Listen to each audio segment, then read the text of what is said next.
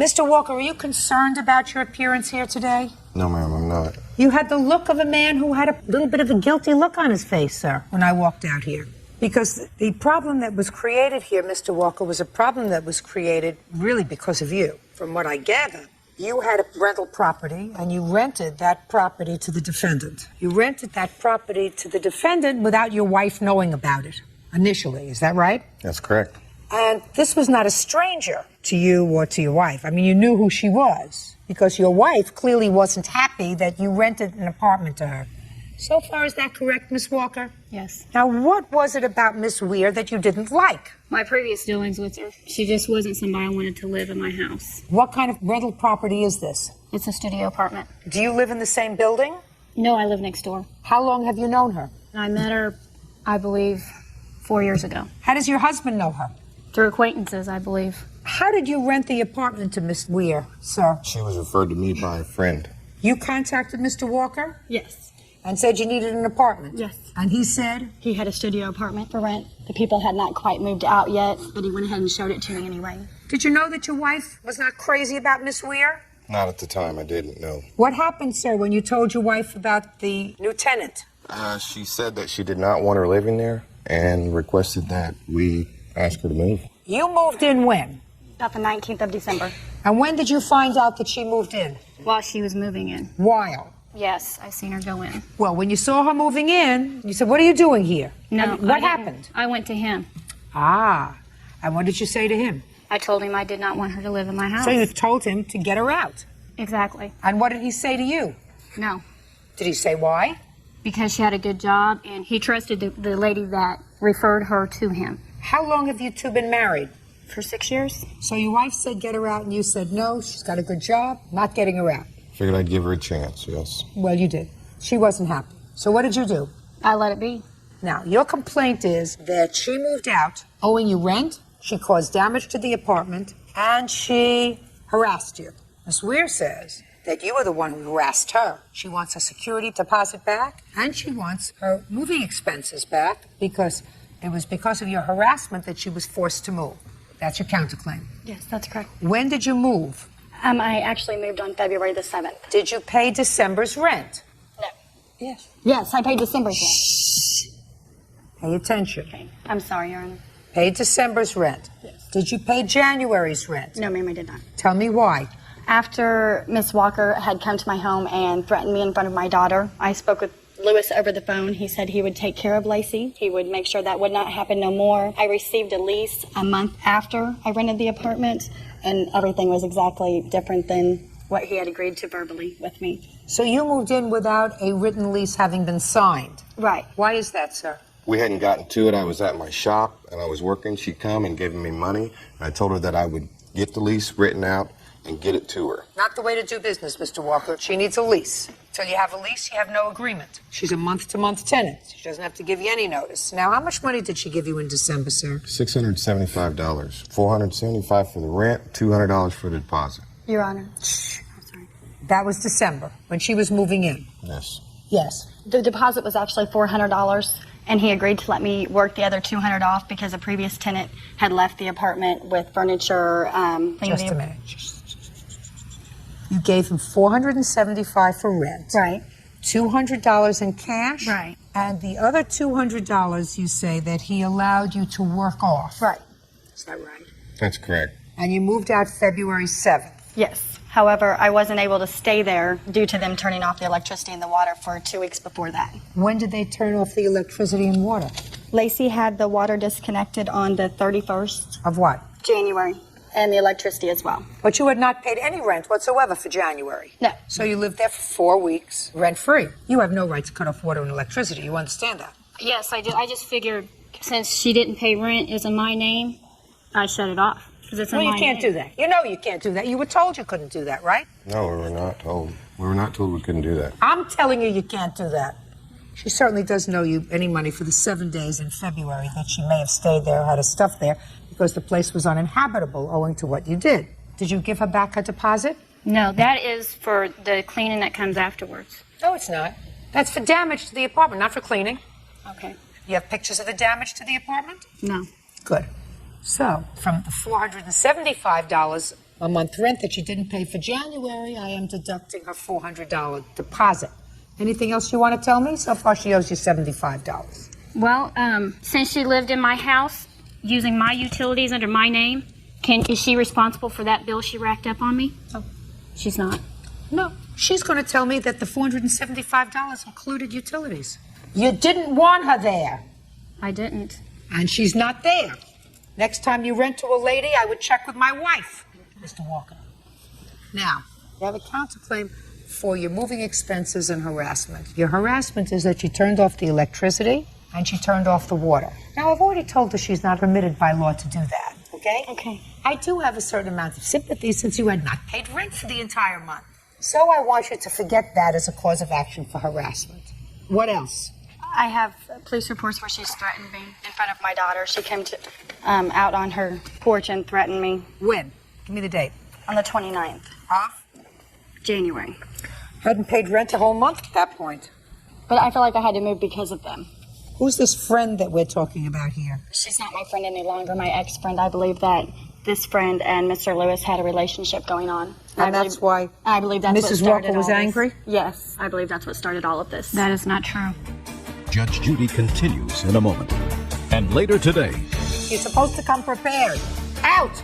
Go! What do they think they're supposed to do when they come to court to prepare? Pick out clothes? For some, that's the extent of it. A piece of paper would be nice.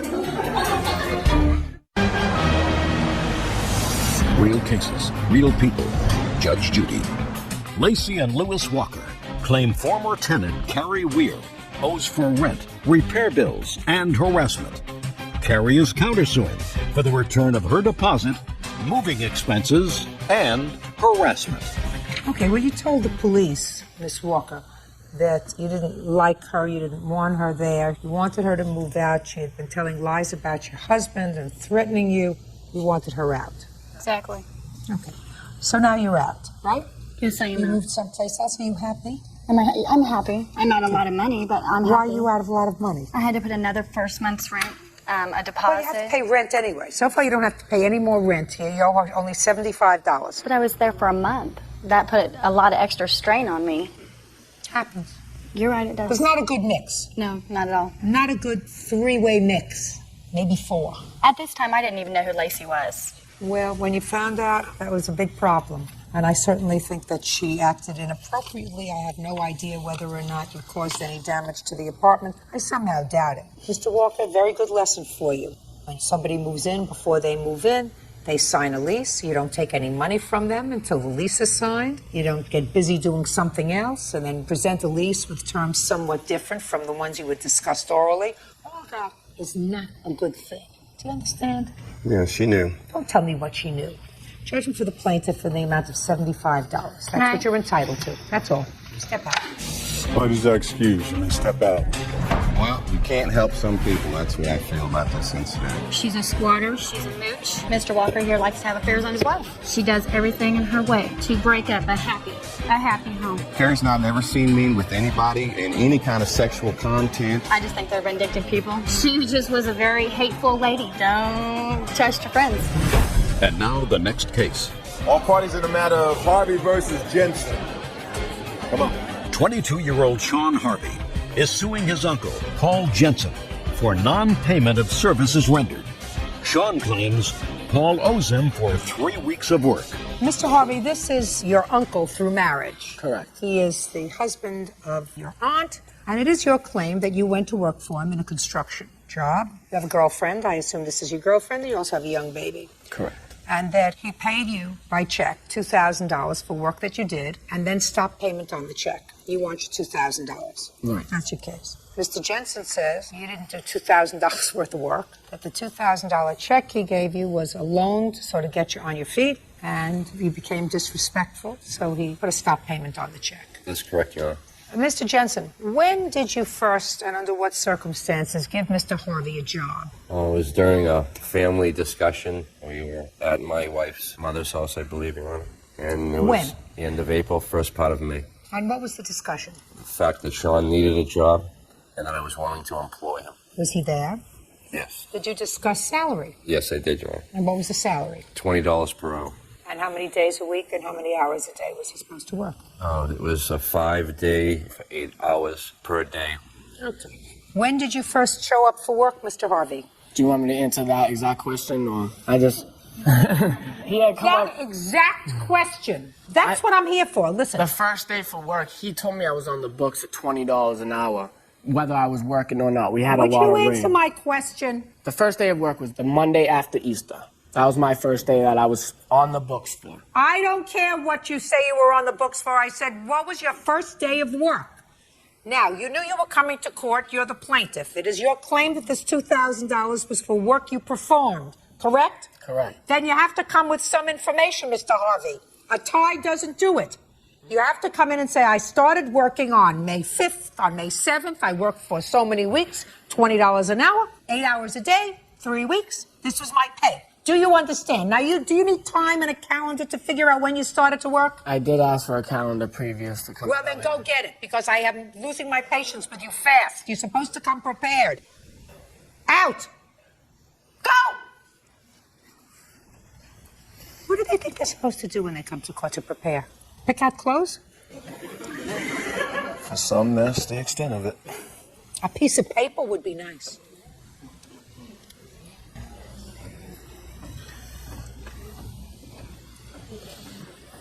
All right, Mr. Harvey, let's go. Okay. On what day did you begin working? April, on Tuesday the 18th of 2006. That's incorrect, Your Honor. Well, when did he start? He came to the job site on Friday, May 19th. I have a check that he wrote me on May 13th, so I don't know why he would say that I came on the 19th. May 13th. In what amount?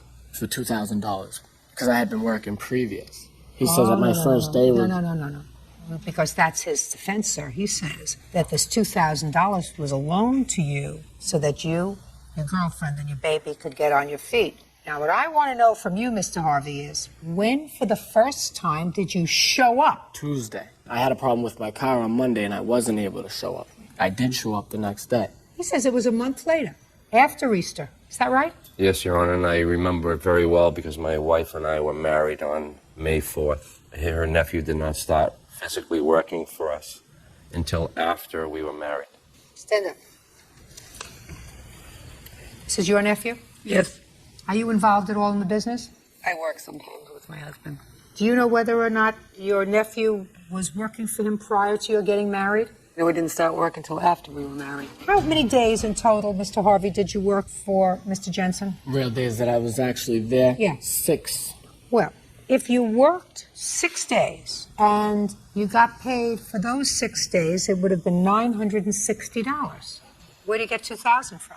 From when him telling me that no matter if I worked those days or not, rain or shine, because we had a lot of rain in May, he told me I was getting paid on those days. He came up to my Nana's house on Easter and told my Nana, my grandfather, I would have flown my Nana out here as a witness, but she has epilepsy. She want to come on the plant. So that's where I figured in, and I kept asking him. You didn't finish your sentence, sir. That you were at Easter, you were with your Nana, and he said what? He said he's going to pay me $20 an hour starting on the following Monday, but I couldn't show up that Monday, so I came Tuesday. So I worked for about a month, and I was asking, where's my check? You worked 6 days. But like sporadically. There was days I paid couldn't when you work. don't work, sir? How old are you? 22. This is what I was told. He told my family. Listen to me. That's the dumbest thing I ever heard. You mean if you decide not to show up? What are you, part of the mafia? No. You get one of those jobs where you don't show up for work? It's what he You don't said. show up for work, you get paid anyway? No. You got to get a life, sir. You made a baby. You got to get a life. She was pregnant at the time. I was looking for an Well, apartment. that's not a life. There are other sports. I was looking. You're not supposed to get somebody pregnant when you don't have a way to support a child. But you don't say to this man, listen, you're going to give me $20 an hour, 8 hours a day, whether I show up or not, whether I work or not, because I need the money. I didn't say that. You're right. He told me. Well, And he told my whole family this, not just me. listen to me. When you're 22 years old, you're supposed to work. You're supposed to work. That's all I wanted to do. Then get a job where you work. Don't show up 6 days a month and expect to get paid, sir. Your Honor, may I add something? Go ahead. The very first day he could not show up because his car was not operable. That was understandable to me.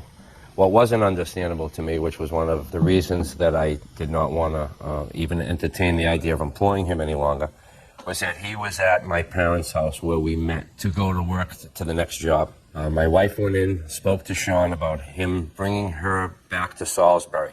He came out and spoke to me. He was upset about it. What was he upset about? That his aunt wanted him to take her back to Salisbury instead of him going to work. Was he going to get paid for doing that? Well, if I could continue with the story. During that time, it was agreed upon that he would take her back, which he did. Later, my wife called my cell phone at the job site saying that she was going to come to the job site and work with me for the rest of the day. Her nephew, Sean, drove her to the job site. My wife got out of his vehicle. As I approached the vehicle to talk to Sean, Sean did a U-turn in the street and drove off without talking to me. If he had showed up at the job site like he did and gotten out and at least talked to me, I would have expected him to finish the rest of the day working. Yes, he would have got paid for that day because that was my Well, circumstance. that's conjecture, sir, and that's something you can't expect Right, him exactly. to read your mind. Right. Go ahead. But I wasn't even able to discuss this with him because He acted like a baby. As soon as my wife exited the car, he did a U-turn and left. Who has the check? I do. Can I see it? Sure.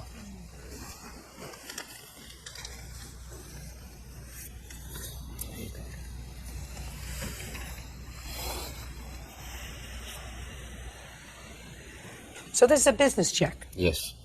Why would you make him a personal loan on your business, sir? Because that was the only account I had at the time. Oh. It was a DBA account in Massachusetts, Paul Jensen DBA, PJ No, it's Construction. PJ Custom Construction. Right. That's a business check. On what day, Mr. Jensen, did you cancel the check? It was, again, approximately towards the end of May, Your Honor. How much after the incident with your wife did you cancel the check? I would expect it was during the first week after that. Mr. Harvey, Yes, Your Honor. I agree with you, sir. This money was given to you on May the 13th. He did not cancel the check until after there was an incident with his wife. He didn't like your attitude, so he decided to cancel the check when, according to his answer, he discovered that you hadn't cashed it yet. Sorry. You have to understand something, sir. You're a baby. You're 22 years old. If you go to court and it sounds to you, because you've got your listening ears on, that you're winning, you're just supposed to stand there very quietly. Okay. Before you put your... Notice what you want to do. Go. Okay. Go. You want to say something?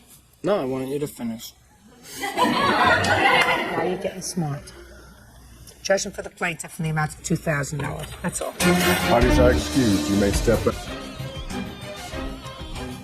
Now, this case number 85 on the calendar in the matter of Carbajal versus Jimenez. Parties have been sworn in, Judge. You may be seated. Gentlemen, have a seat.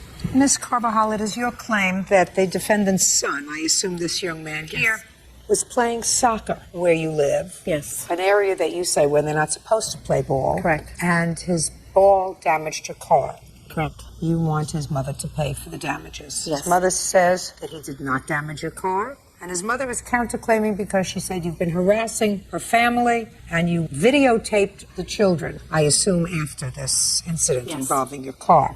How long have you been neighbors? I've lived in the property for about 5 years. And how long have you lived there? 6.5 years. Is there a common area? The courtyard. Is that where you were playing soccer in the courtyard? Yes. Are you allowed to play ball in the courtyard? No. So why were you playing there? Because they wouldn't let me go to the plaza. Who wouldn't let you go to the plaza? My babysitter. So? So I asked her if I can go to my house and play right there. How many people were you playing with? Just me and Omar.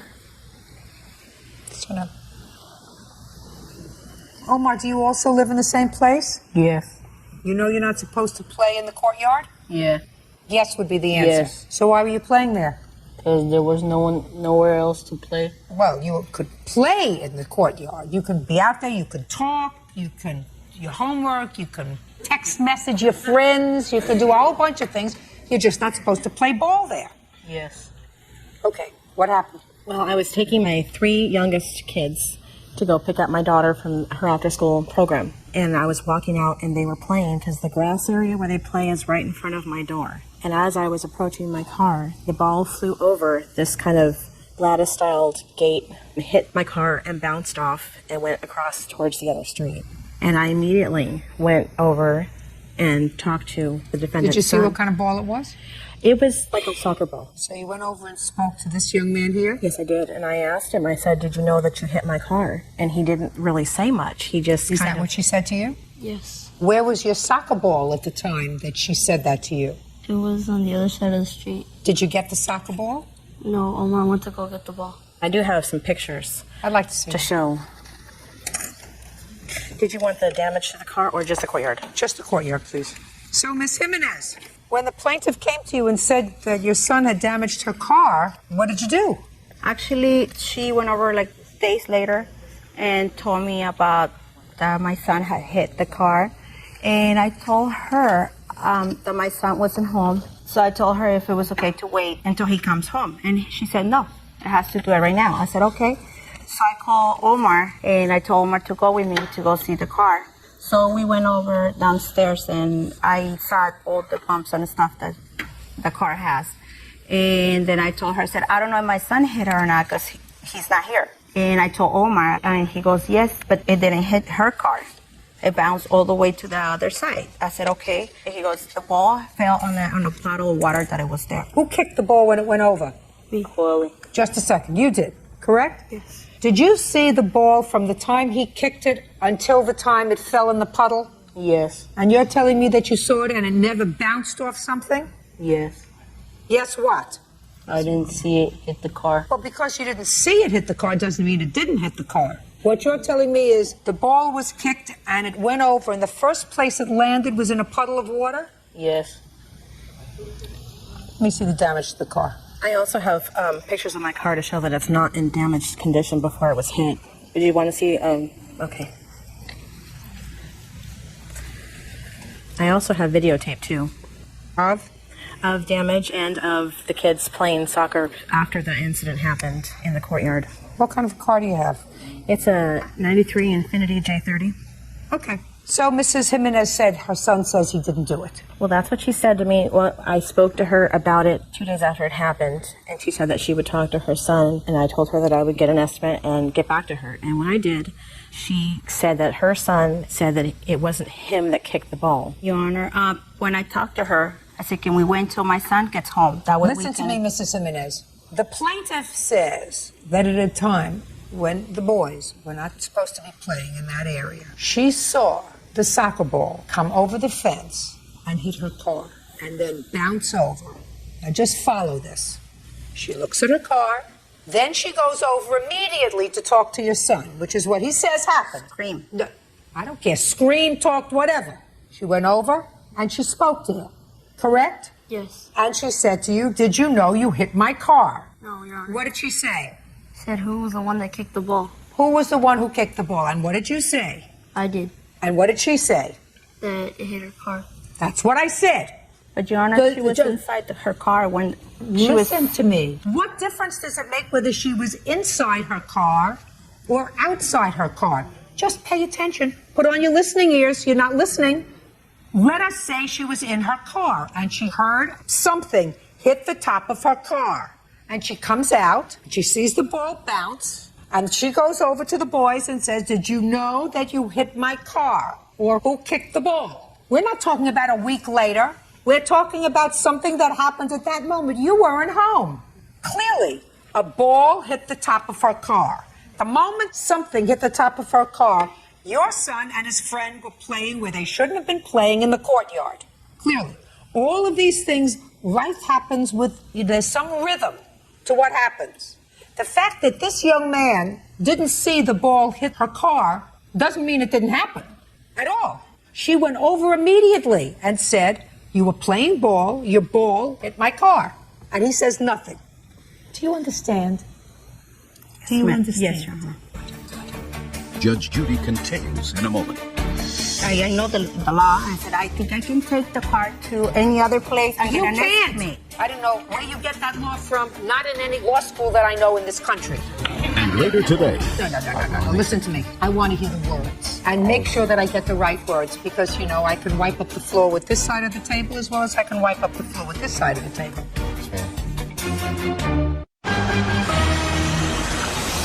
real cases, real people. Judge Judy. Carrie Carbajal says neighbor 11-year-old Coeli Jimenez damaged her car when he hit it with a soccer ball. Now, we're talking about a couple of kids playing ball where they shouldn't in a courtyard because they could just as easily have broken a window or hit somebody. There's a reason why communities have rules, and they shouldn't be breaking the rules. She shouldn't be breaking a rule. She parked where she's not supposed to be parked.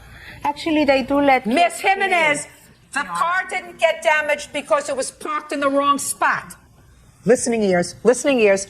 The car got damaged because your son and his friend were playing soccer in a place where they shouldn't have been playing because it's too confined an area and because that's what happens with soccer balls. You kick them and they go high, and sometimes they get away from you. So they say, you want to play soccer? Go to a field. And because you weren't home to give him permission to go to a field, he played in a place where he shouldn't have. Wrong thing to do. Stop making excuses. Stop looking for reasons not to accept responsibility. I did not say that, ma'am. I told her that I will pay for the damage if he did it, okay? And I told her, said, I'm going to find out how much it will be for the damage. And that's when I said no, because she told me it has to be here, 1,700 and something. I said, ma'am, I think I know the law. I said, I think I can take the car to any other place and You get an can't. estimate. You can't. That's not the law. The law doesn't say that the person who caused the damage is allowed to take the property to the mechanic of their choosing to have it fixed. I don't know where you get that law from. Not in any law school that I know in this country. And then I told her, I said, I can take the car anywhere. And she said, no, it has to be here. And I said, well, it doesn't have to be there. And if I feel as if the estimate for the damage is excessive, I will find that it's excessive.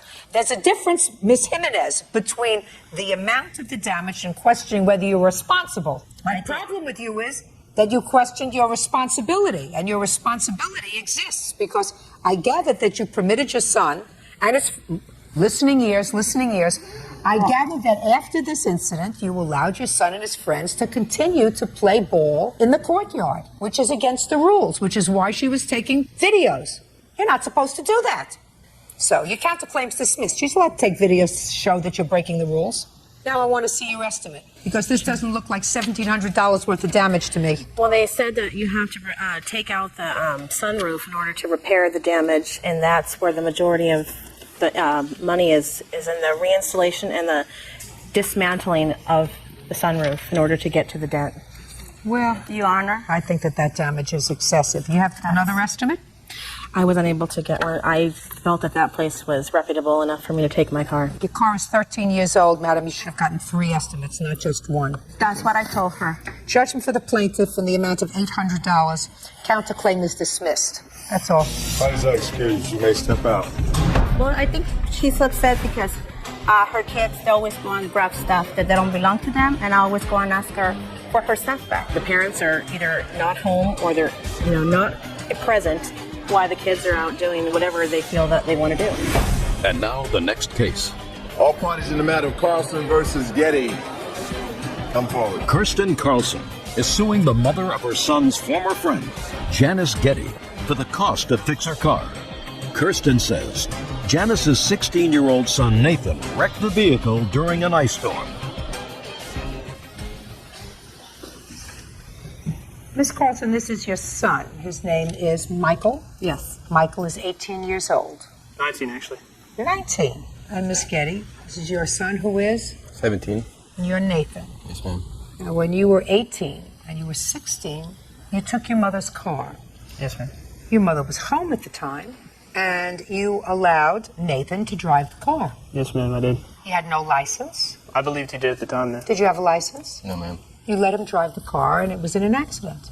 And your mom wants Mrs. Getty to pay for the damage to your car. Not only does your mom want Mrs. Getty to pay for the damage to your car, but Miss Carlson, you say that you were unable to work for a period of time because you didn't have transportation, and you also want Mrs. Getty to pay for your commissions that you lost. That's correct. That's not going to happen. Okay. You're lucky I'm even talking to you. Why are you suing her? Why don't you sue him? He's 18 years old. He's responsible for his own actions. He allowed an underage, unlicensed driver to drive your car. Why do I not sue my son? Yeah. Because my son didn't cause the damage to my car. Yes, he did. The young man did. Yes, he did.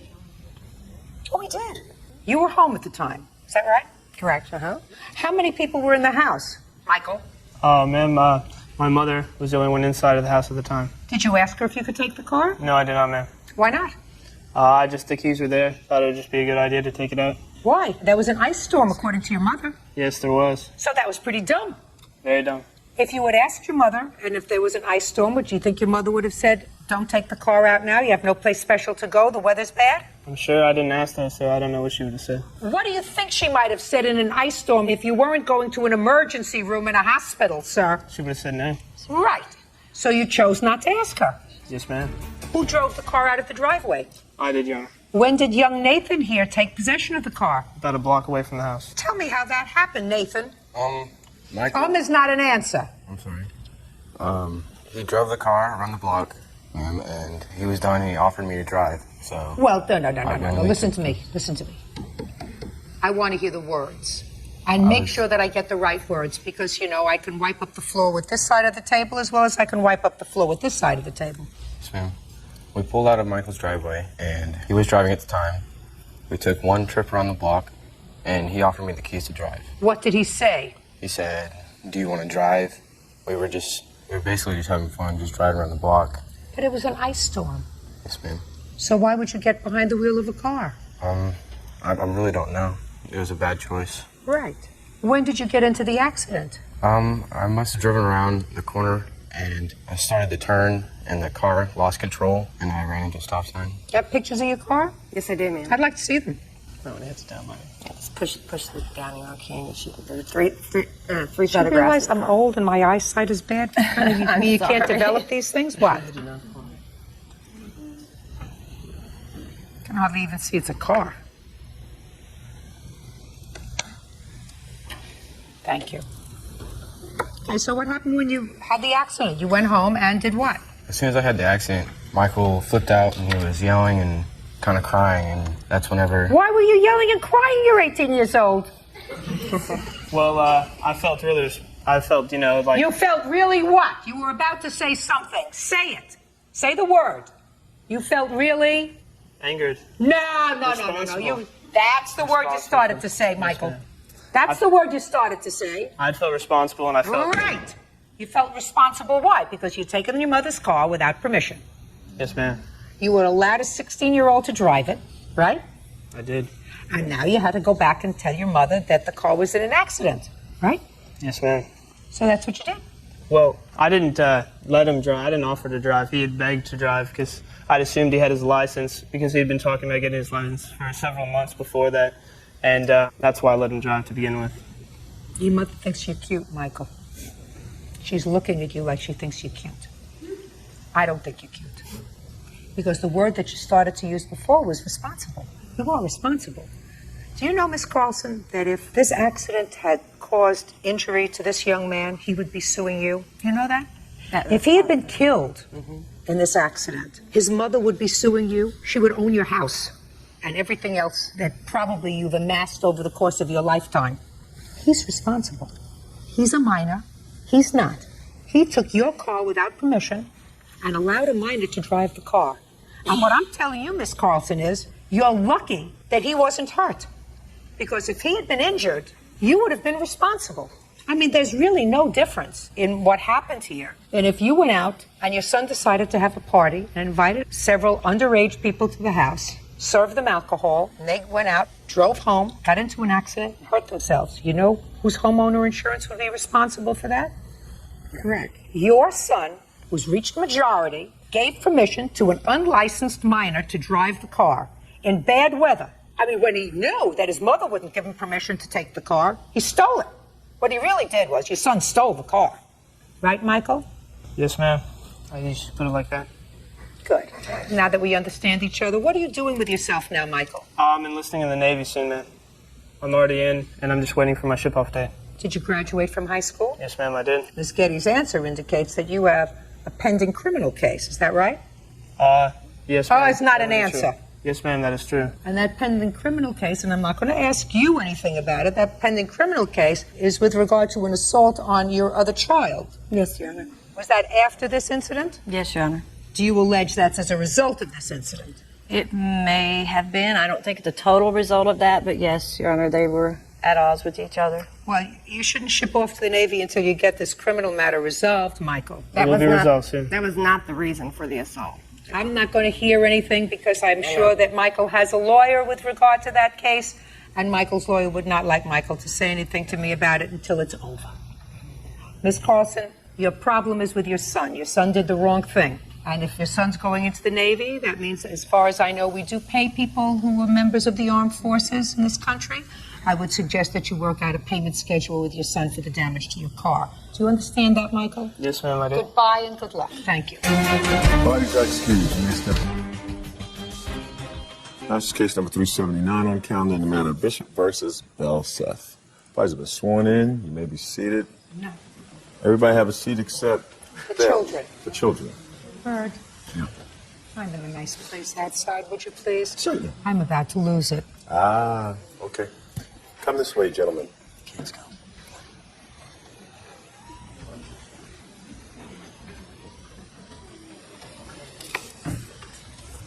Are you two ladies still neighbors? No, we are. Who moved? I did. Cindy Belseth got evicted from her apartment. Don't volunteer any information for me, please. I said who moved. I would require a name. Miss Belseth, you moved. Yes. You were neighbors for how long? I moved in February of 2006. When did you move in? October of 2005. And according to what I read, I believe you had duplex apartment. One was on the top and one was on the bottom? No, it was a 3-floor. The landlord lived on the first floor. Miss Belseth lived on the second floor, and we lived on the third. Now, I have a complaint and I have a counterclaim. Miss Bishop says that you harassed her, damaged her property, damaged her children's property. She wants punitive damages. And Miss Belseth, you say that Miss Bishop damaged your property. You want damages also for harassment and lost wages. Okay, so you moved into the third floor? Yes. Introduced yourself to Miss Belseth? Yes. What was the problem with Miss Bishop and her family, Miss Belseth? From the time that she moved in, there was constant noise, fighting between her and James, stomping across the floor, playing loud music. She's got a loud voice that carries very far. She starts saying she'd have pictures of me doing stuff like destroying flowers that she planted or something. Well, let's start from the beginning. You were annoyed because she has 3 little boys that were stomping around upstairs. Not the boys. She stomps. And the boys don't stomp? No. Boys are okay? Yes. Okay, so that was the problem at the beginning? Well, I've confronted the landlord several times. I have several letters that I'd like to see the letters to the landlord, please.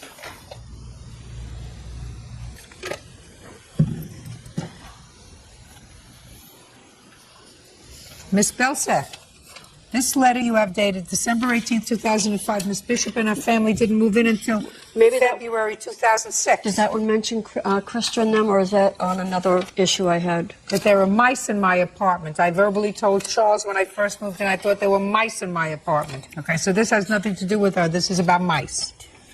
April 21st, 2006. You complained to the landlord about her and her children and their bikes. Then in June again you wrote to the landlord, my lease is coming up for renewal in October. I hope there are no surprises in store for me. Why would you think there are any surprises? Because of all the defamation of character that Krista was saying about me. Sounds to me as if you would want to move. All these complaints that you have, August, September, April, and again in September, October. It seemed to me you would want out of the apartment if you were having so much trouble. You had trouble before she moved in, too. The trouble before she moved in was with the fact that I thought there might be mice in the apartment. There were I thought you, but you had trouble before she moved in, too. So the landlord wasn't happy with you before. All right. And your counterclaim is that she bleached all your clothes. She did. I have pictures of the clothes, by the way. About what? The clothes she claims that I bleached, which I did not do. It conveniently was on the same day that the trampoline was destroyed for good. My complaints were, on June 2nd, first, she called the police. We had left to go to the bank. The landlords knew we left to go just cash out checks. Don't tell me what the landlord knew. You left to go to the bank. She called the police thinking we were going to be gone for a while. I was home. The police come knocking on my door and tell me that they had a complaint that 3 young boys not of age to be home alone, were running amok through the building from the night before all the way till the morning, and she did not know when I would be home. Just a second. When you went to the bank to cash your check, what did you do with your boys? They stayed home with my oldest son. He's 13. I have 13-year-old, 11, and 7. When was he 13? In October, sorry. And when did this happen? This happened in June, so he was 12 at the time. Yeah. How do you know? He was 12. Can't be home alone. Can't be home alone with 2 young children. Oh, well, Keep the officer going. said Keep going. that it was okay, but Anyway, didn't say it was okay at all. my first complaint was with the bike. I came home one day from work, and my neighbor had told me that I had better go take a look at my kids' bikes because... Listen to me. Don't tell me what your neighbors told you. That's hearsay. Okay. I went into the shed to witness what I was told, that she had been throwing things around. To me, Miss Bishop. You're not following me, madam. You can't get in the back door, what you can't get in the front door. You found bicycles broken. My son's bike was thrown across the shed with another. Do you have any witnesses as to who did that? My neighbor saw her. She was supposed to come, but Just a her children fell ill too. Then you have no proof that she did anything. She admitted it to my landlord and I have it. And she admitted it in front of a housing mediator when she took us to court in front of him. And I have that notarized. Very careful. You need a witness. Do you understand? The fact that something is notarized merely means that the person who signed it says this is my signature. That doesn't make the testimony true. Do you understand? Yeah. Good. So, do you have any proof that the defendant damaged the bicycle? Well, I have. All the children had designated spots for their bikes. Now, Miss Bishop, answer my question. And I acknowledge for the purposes of this question, a bicycle was damaged. Right, it was thrown from Listen to me carefully. For the purpose of this question, the bicycle was damaged. Do you have any eyewitness proof that the defendant did it? I have her property in my son's designated area, and I have his bike thrown across the shed. It's not proof. Next. I have a police report, and I have pictures of the police witnessing the trampoline she ruined. She sliced it. Just a second. You have a police who observed her slash the trampoline? The police didn't, but they went over to my neighbor who was supposed to be here today. I'm not going to say this again. I need eyewitness proof to the acts that you ascribe to the defendant. Did the police witness any person damaging your property? No, they just went and spoke to the witness. I acknowledge for the who was purpose of the supposed to be question here. the fact that a trampoline was damaged. But you have no proof that the defendant did it. I have letters. Miss Bishop, enough.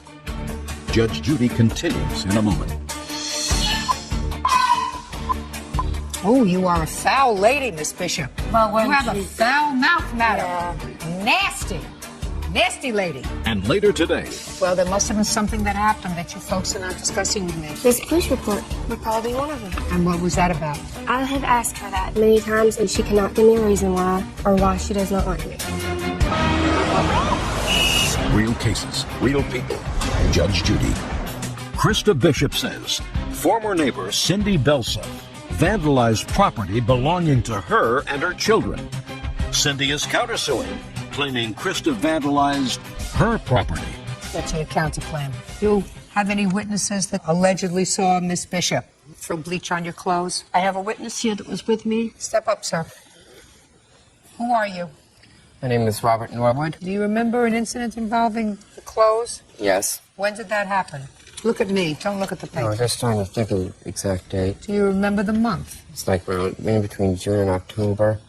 Listen, you are not a judge, is that right? Correct. If you're the judge and you ask me to tell you about an incident and you want to rely on what I'm telling you about everything that you remember, and you cannot even remember the month within 5 months of what you saw, would you rely on my testimony? I would have some questions. That's absolutely right.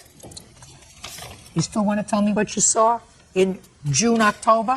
From what I've witnessed, yes. Only about the clothes. As far as the clothing part, what I witnessed... Look at me. As far as the clothing part, what I witnessed was something being thrown from above. Now, a couple of days later, when I came back to visit, they showed me clothing that had bleach on it. Okay, so you didn't witness anything. So when you came back a few days later, they showed you in the apartment that there was bleach on the clothes. Is that right? Correct. Very good. You can have a seat. Listen to me. Go and be what? I have a tape of her threatening me and harassing me. She hides good. tapes, which Good. is... I'd like to hear it. I'd like to hear her threatening you and harassing you. I'd like to hear what she said.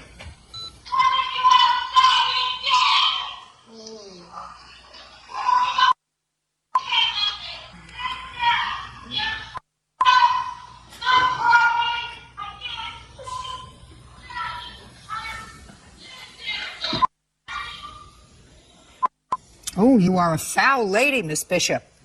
Well, You have a foul mouth, madam. Yeah, I do have a foul mouth. You do have a foul mouth. When my son's stuff was destroyed, You I did have a foul mouth, Miss Bishop. I don't care whether your son's bicycle was destroyed or there was... But I never threatened her. I just asked her to come outside. You didn't ask her to come outside. Listen to me. Listen to me. Nasty. Nasty lady. Case is dismissed. That's all. Step out. All these are excused. You may step out. I had called the cops. You know, bad things happen to bad people. And the cops went up to her and told her to quiet down. Karma will get her in the end. And this is what started everything. She's just a mean old lady. That's what it is. And now the next case. All parties in the matter of Campbell versus Campbell Shelton. Step forward. Linda Campbell is suing her son, 22-year-old Gary Campbell, and his girlfriend, Shannon Shelton, for rent, an electric bill, and the cost of an eviction warrant. Mrs. Campbell, this is your son? Yes.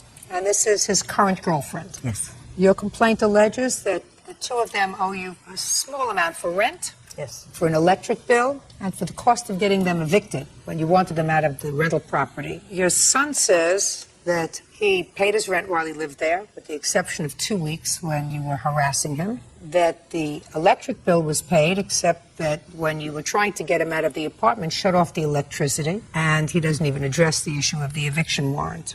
Mr. Campbell, tell me about the apartment that you were renting from your mother. It was just a one-bedroom apartment. In what kind of dwelling? It was next door, probably 100 feet from my parents' house. And what was the rent arrangement? $500 a month. Which included what? The water bill. What month did you move into the apartment? July 1st. What month did you move out of the apartment? September 20th. Did you pay July's rent? Yes. Did you pay August's rent? Yes. Did you pay September's rent? No. Why hadn't you paid rent September 1st?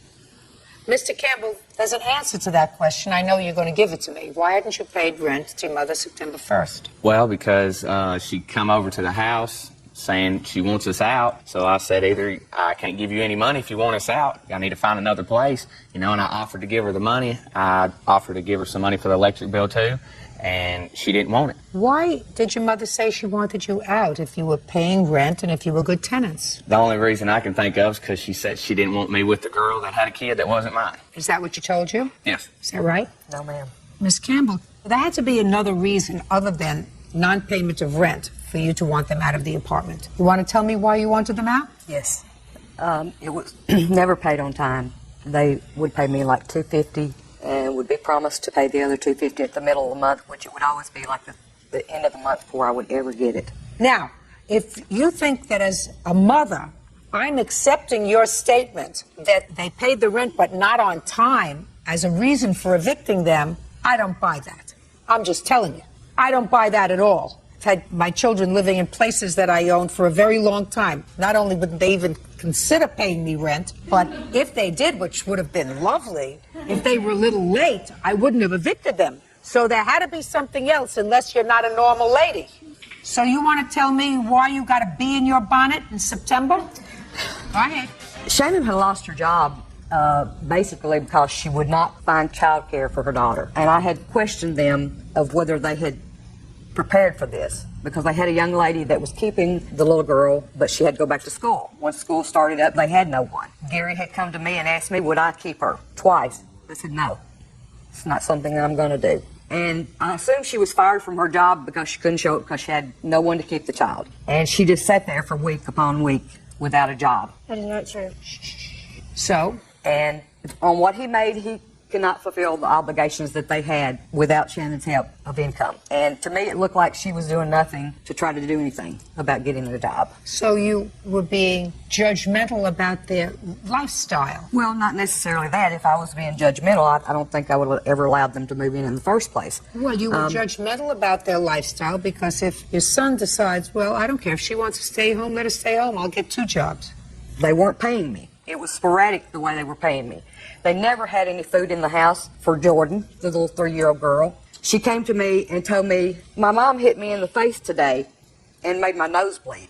And Shannon was standing right there when Jordan told me this, and she did not deny it. And she said, did you tell them what you were doing, that you were smart-mouthing? And she says, Mommy, you shouldn't have done that. Ms. Campbell, is it a fair statement that you think your son made a bad choice this time? Sure it is.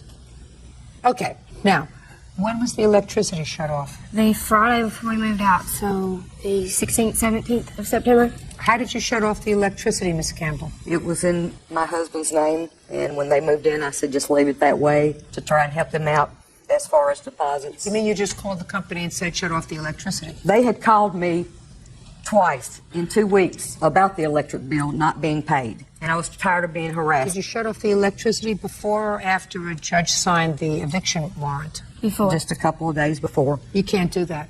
Law doesn't permit you to do that. That's harassment. If you've been given an eviction notice that has a date on it and they don't move on that date, then in most jurisdictions you're able to resort to, well, I'm not paying the extra bills on the place. But you can't just turn off the electricity and say, now you have no lights, now you have to move, before you have gotten court approval to do that. You're not allowed to do that. Now, prior to the 16th of September, what was the outstanding electric bill? $257.21. That's not true. What was the bill up to the 16th? It was 103. 103. It was due on the 9th. Has a previous balance here of $231. I believe. I don't have my glasses. I'm sorry. Can I see it, please?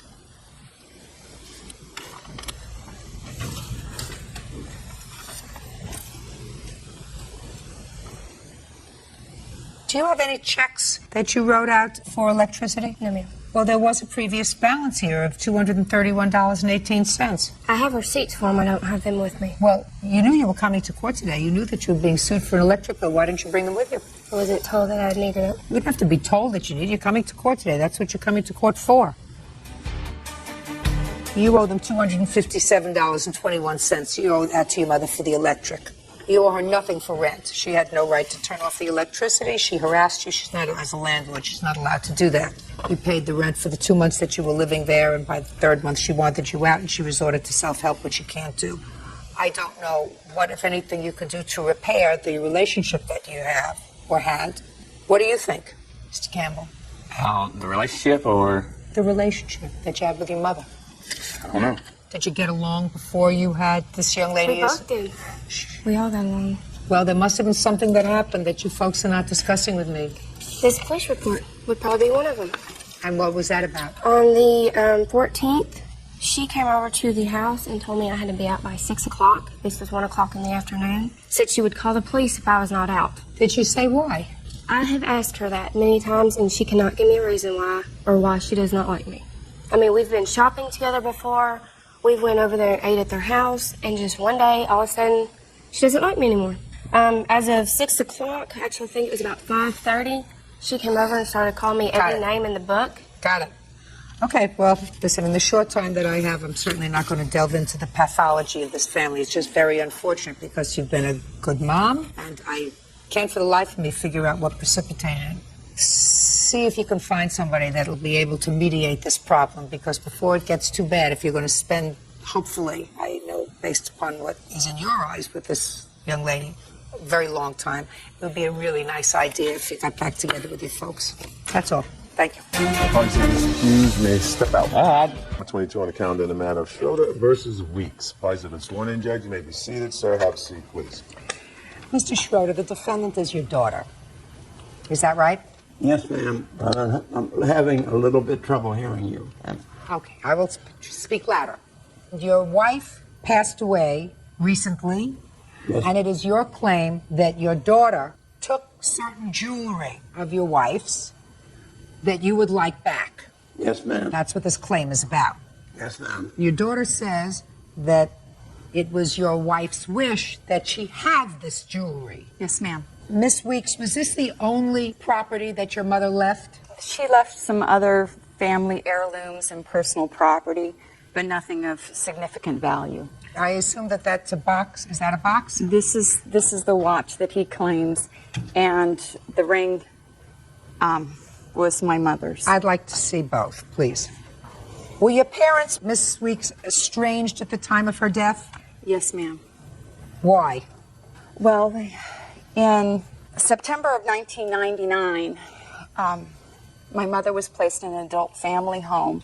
What was her illness? Her diagnosis was multiple sclerosis at that time. And she was falling a lot.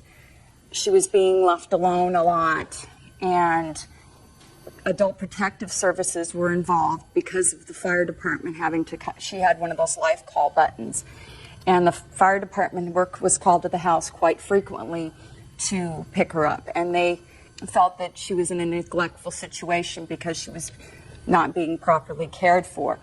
And so Adult Protective Services started searching for alternative living arrangements for her. And according to the complaint that I've read and your answer, there came a time around 1999 where you were given by your mother power of attorney.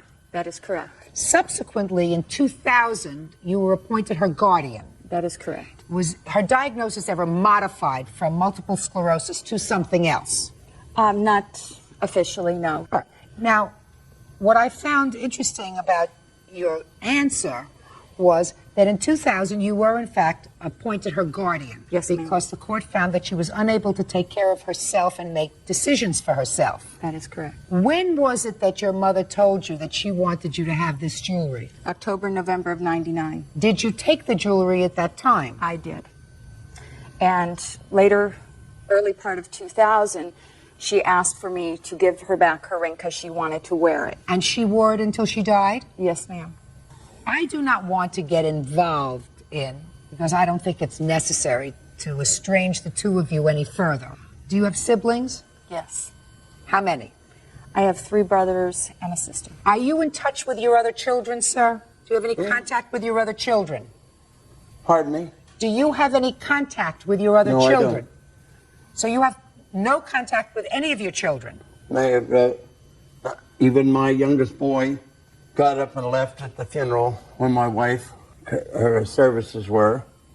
And my daughter, to my immediate left, didn't even take the time to go to her mother's funeral. Miss Weeks, very briefly, can you tell me why all of the children, from your perspective, don't have contact with their father? Your parents were married for, according to this, 47 years. Yes.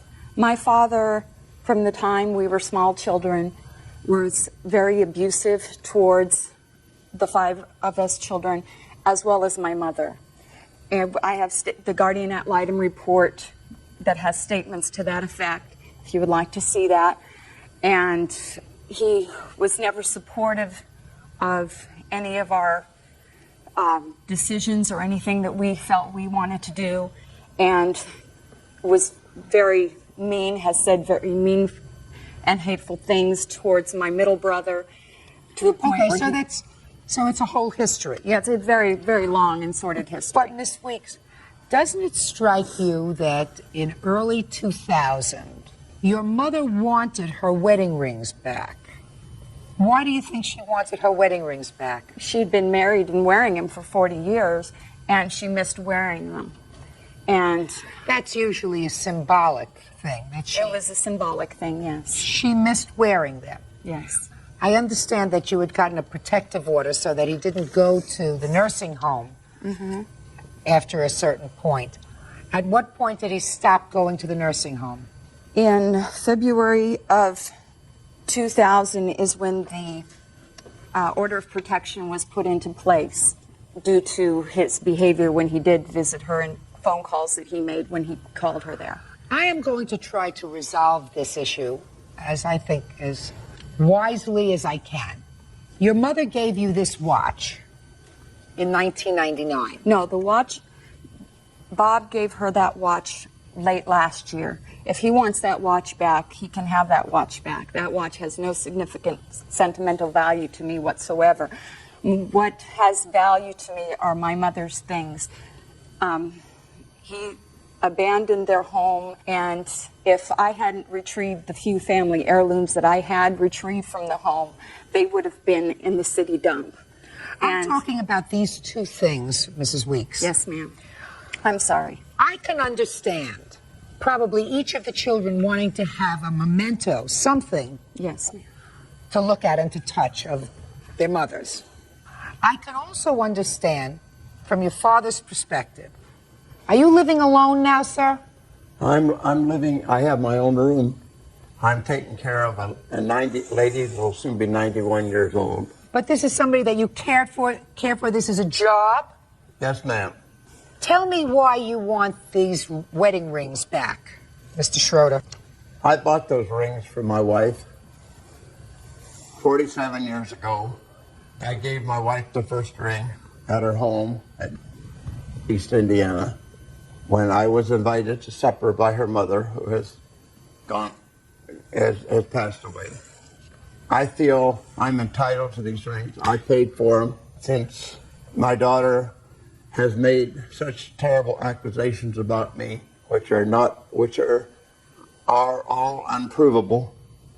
And I feel that I should have the rings and the watch back, plus other things that she took out of the home. We're not talking about other things, All right. Mr. Schroeder. We're talking about the ring watch and the watch. Yes, ma'am. and the rings. Now, let me ask you this question, Mr. Schroeder. Yes, ma'am. If you had to make a choice between the watch and the rings as a memento, which would you want? I want them both, Your Honor. I paid for them. That's not the answer, sir. Judge Judy continues in a moment. Your children don't talk to you, Mr. Schroeder. There has to be a reason. And unless you want to live the rest of your life by yourself, I would suggest you do a little soul searching and figure out what that was. Real cases, real people. Judge Judy. Robert Schroeder says his daughter, Julie Weeks, won't return his late wife's possessions. Julie says it was her mother's wish that she have the items. Are they of equal importance to you? Yes, ma'am. You feel the same way. One was a gift to your wife. Yes, ma'am. Are you telling me, Mr. Schroeder, that each of these items are as important to you as the other? Yes, ma'am. Now, I'm going to ask you the same question, Miss Weeks. If I were to ask you which of these items, memento from your mother, is more important to you, which would it be? It would be her ring. I wear it every day. Give her, Miss Weeks, the ring. Give Mr. Schroeder the watch. Mr. Schroeder, that was the wrong answer, sir. The fact that you paid for them and they were yours is not the answer. Yes, ma'am. I'm going to tell you why, Mr. Schroeder. Children don't replace emotionally the loss of a parent, in this case, their mother. Sometimes mates replace emotionally their mate. They may never forget, but they replace emotionally. If you said to me, I want the rings back because we were married with those rings, she wore those rings for 47 years, they're part of our history, I want them, I would have given you the rings. And you have to understand that, Miss Weeks. Yes, ma'am. But to you, it didn't make any difference. You said to me, I paid for both. They're equally as important to me, so I want them both. Well, I knew that they weren't equally as important to your daughter. Right? That's right. You have the watch. You have the rings. You probably never make up. I assume, is that right? That is correct, ma'am. I assume so. That's very sad, but it is sad. You're a grown-up adult, and he probably is a lonely old man who doesn't have at this point in his life the support of his children or his grandchildren. I assume you don't see your grandchildren either. No, I have a call regularly from Mary Ann in Florida. Well, Mr. Schroeder, you should do a little Mary bit. Ann is Julie's oldest daughter. How old are you, sir? How old are you? 70 years old. Well, that's not so old, Mr. Schroeder. There's still time for you to try to do something to get back into the good graces of your family. But you also have to look at yourself and say, what is it that I did over the last 45 years to my family that makes them all cut me off. Your children don't talk to you, Mr. Schroeder. There has to be a reason. And unless you want to live the rest of your life by yourself, I would suggest you do a little soul searching and figure out what that was. Thank you very much. Case is over. Buddy's our excuse. You may step out. I've tried to be kind to Bob. I've tried to show him care, and every time I open up and try to be kind to the man, he is hateful towards me. I hope that someday that I can get to a point where I can see my grandchildren. He has made the decision about his family. And now the next case. All parties in the matter of Schwab versus Badin. Step forward, please. Office manager Bonnie Schwab is suing travel agent Giancarlo Fadin for the cost of 2 tickets to Greece. Bonnie says she won the tickets in a raffle, and Giancarlo reneged on the prize. Miss Schwab, you were the lucky winner of 2 tickets to Greece. Yes, I was. About 2 years ago. May of 2000. And where did you win these tickets? At the Valley Greek Festival that they have every year in May. Was it a raffle ticket? It was a raffle ticket. A girl I work with, her children go to school there, and I bought tickets. And due to circumstances, according to your complaint, you were unable to use the tickets for a while. The defendant had donated the tickets. You have a travel agency, sir? Yes, you are. Now you want to use the airline tickets. The defendant says you waited too long. That's your defense. Is that pretty much it? Pretty much it. Real cases, real people. Judge Judy. Bonnie Schwab says after entering a raffle at a Greek festival, she won 2 tickets to Greece. Bonnie claims travel agent Giancarlo Fadin is trying to renege on the prize. Do you have a copy of the stub, your contest stub, or any other literature from the contest? I have a letter from the church stating that I won first prize in the raffle. Okay.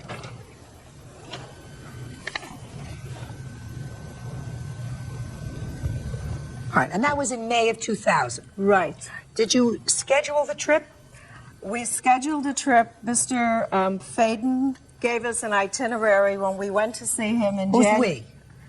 My boyfriend at the time. We went to see him, and he wrote us an itinerary. We discussed with him that we would like to go to Italy. Mr. Fadin said we could go to Italy instead of Greece, so he prepared an itinerary. At And that this time was done in January? of 2001. And when were you planning to take the trip? May of 2001. Subsequently, due to circumstances beyond my control, I was not able to go with my boyfriend. So I called Christine, Mr. Fadin's wife, and asked them if I could put the trip off until October of that year. And they agreed to, of 2001, and they agreed that they would do that. So far, is that correct? Yes. Then what happened? Well, then the summer passed, and then September 11th happened. I was afraid to travel, especially to Europe. Being an American, I didn't know what would happen. The airlines and the airports were crazy. So I wrote them a letter and faxed it to them in October, and I received no response. I asked them to call me. Do you have a copy of that letter? Yes, I do.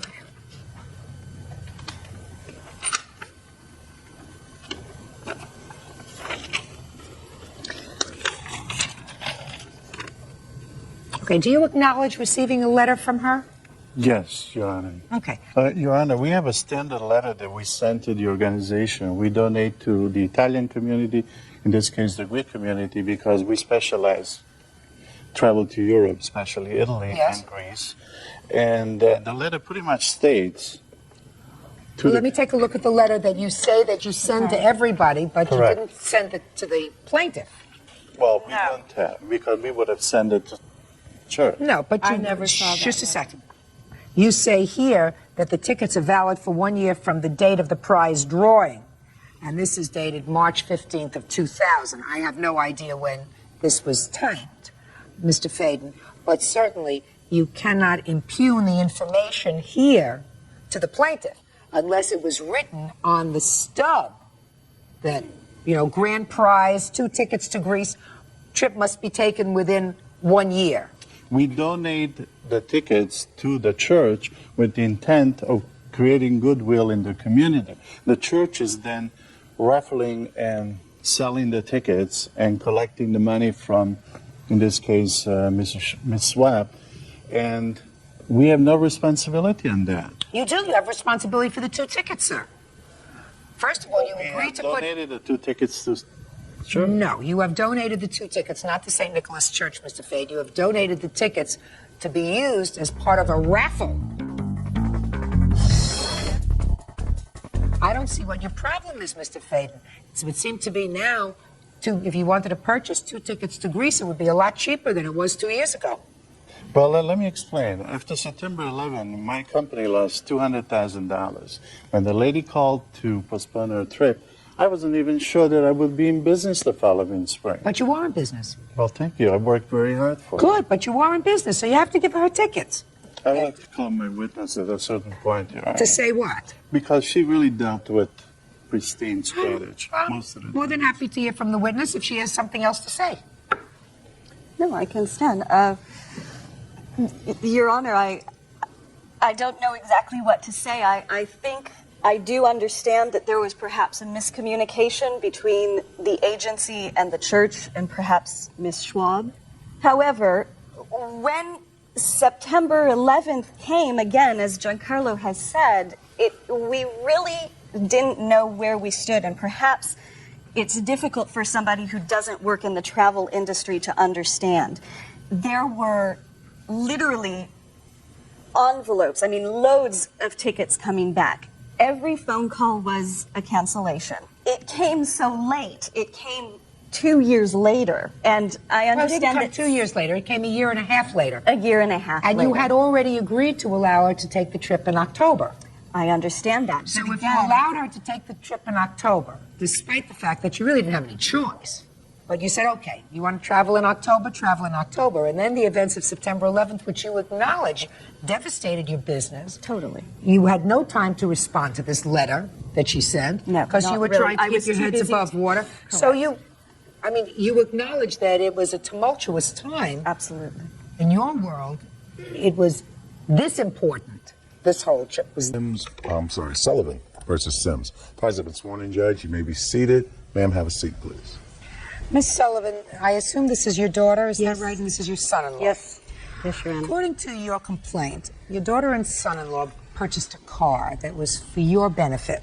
Mm-hmm. That was back in... March of last year. Correct. And the agreement was that you would make a monthly payment that would cover the car payment and insurance. Correct. To your daughter and son-in-law. And you would have the car, and when the car was paid off, I assume it would be yours. Is that right? Yes, Your Honor. So far correct? Yes, ma'am. You did have the car for a period of time. Then you had an accident with the car in Correct. a parking lot. And you called your son-in-law. Yes. According to you, you put a note on the car. Yes. Did you put the note on the other car, or did your son-in-law? I put it on the car that I hit, right next to me. On the note was? My name, phone number, and that I worked next door at Randall's, and the phone number. You believe he took the note off the car you They- hit? Yes. Because they never contacted Correct. you. And there was damage to that car. Yes. You didn't do that, did you, Mr. Sims? No, ma'am. And shortly thereafter, Mr. Sims repossessed the car and sold it. You are suing, according to your complaint, for the whole value of the car. Correct. Which you're not entitled to. So let's be realistic. Let's say you're suing for the payments that you made on the car. April, May, June, July, and August, if you made the 5 months worth of payments. Mm-hmm. And I did not miss a payment. Okay. I was And told... that's your statement. I did not miss a payment. That was our agreement, and he had no right to take the car back, Right. and therefore I want the payments. How much were your payments each month? Well, he told me $200 when we signed the original agreement. $200 a month. That included insurance. How much was the insurance on the car, Mr. Sims? $62.96. Mr. Sims, how much did you pay for the car? I purchased the car for $1,500. I put $600 of the repairs to the car because I purchased it damaged. Okay, and you sold it when? About 2 weeks ago. And how much did you sell it for? $3,200. And how much did you pay to fix it as a result of the accident that your mother-in-law had? What she did, she bent the door around to the fender. Just tell me how much you paid to fix it. $150, but it didn't fix it correctly. It just made the door open and close. It did not repair the car back to the original condition. Say nothing. Yet. Say nothing Okay. yet. All right. So let's say You spent $2,200 on the car. Correct. You sold it for $3,200, giving you $1,000 profit. And your mother-in-law gave you $137 a month times 5 equals $685.35. So you got that too. Right. So this is going to take care of your counterclaim, because you're suing it for $660 for miscellaneous damages incurred in relation to the car. That's your counterclaim. That's out, because you had no loss, sir. You have a profit. I understand. You have a profit. So you suffered no damage. So your counterclaim is dismissed. Now let's talk about what your mother-in-law wants. Okay, I need to speak. Now I'm ready. He works at a body shop. He didn't pay nothing to have that car fixed. I don't care whether he did or whether he didn't. And he raised the payments. That has nothing to do with you. He raised my payments from To what? $200 to $230 a month. When did he Before change I made the first payment, I'm sorry. Just a second. April. Okay, April 230. 11th. He raised it. Is that right, sir? Well, is that right or wrong? She has proof. I'm sure she has checks or whatever. Is that yeah, correct? we agreed on the raise of the payment. It was due to the insurance increase. So we have 230 less 62.96, 167.04 times 5, $835.20. I'm going to give you 1 minute, Mr. Sims, to explain to me why you don't think that you owe your mother-in-law $835.20. We had an agreement that she was going to purchase the car, like you said. But also in that agreement, no one was supposed to drive the car. Well, she was letting the other brother-in-law drive the car, which I had a witness see him in the car. Also, she took the car to Chicago against my wishes, taking it out of town. Our original agreement was that the car was mine. I purchased the car, put it in my name, I put the insurance in my name, I registered it in my name, and I told her, here's the car, this is what we're going to do. You pay the car to me each month, and then when 13 months are over, I'll sign it over to you, do whatever you like. But in the time that you're driving the vehicle, the liability is on me with my insurance and everything covered me. I don't want anyone driving it. Drive it, do your errands, run back and forth to work. But I don't want the car leaving the state. I don't want the car going anywhere. Just keep it here in town. Now, Mrs. Sims, I read that. Read your defense, sir. However, your problem is you didn't take it back from her then. Okay, you're right. You took it back from her when she had an accident in the parking lot. I didn't take it back from her. What she did, she was letting people drive the car. Then when she damaged the car, then when she damaged the vehicle, she brought the car to me and handed me the keys and wanted me to fix the vehicle. The daughter-in-law got upset with me and mad because I wouldn't file an insurance claim against my own policy to make me pay the increase over the next 3 years.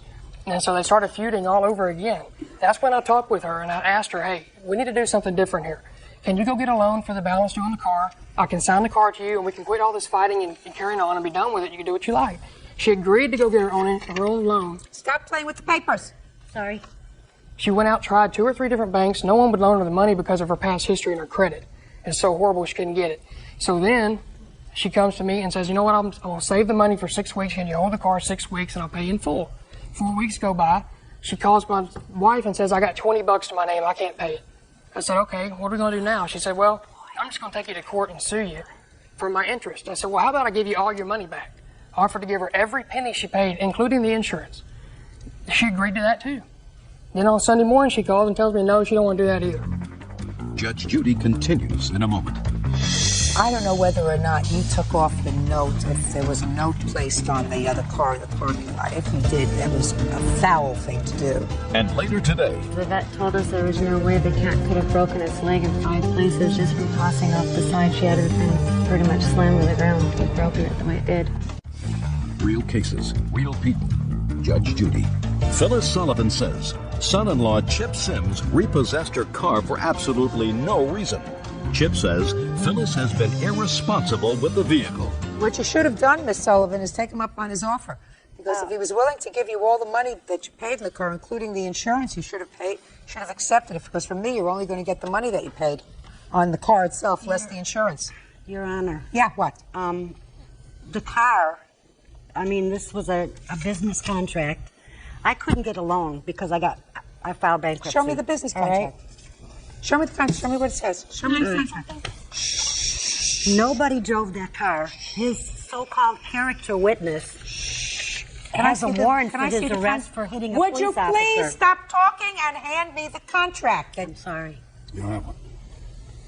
There's the contract. This is my thing from bankruptcy. And No, listen to me. I asked you for the contract. Okay, I'm sorry.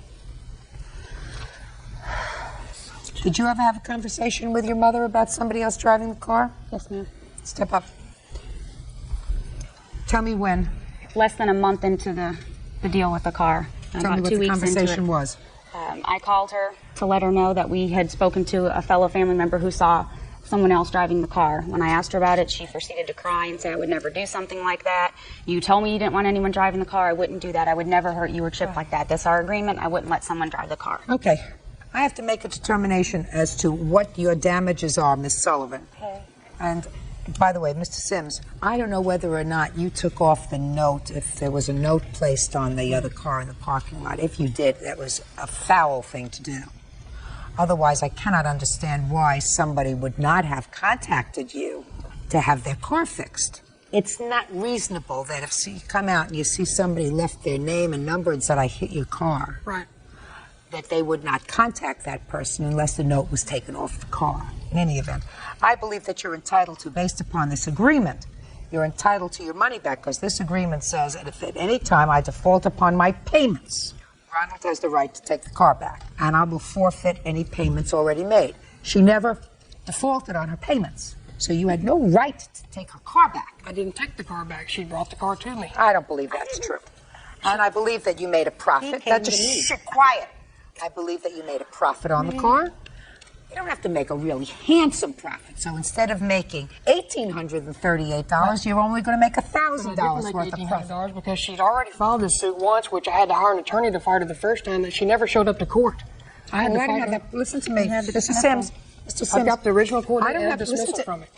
Pay careful attention to me, sir. I don't have that as part of a counterclaim. Right. In any event, what I'm telling you is, you have the right, if you sold the car, you made a profit. Your profit was in excess of $1,000.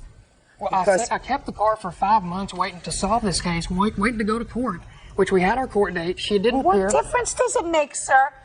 What difference does it make as far as the profit that you made?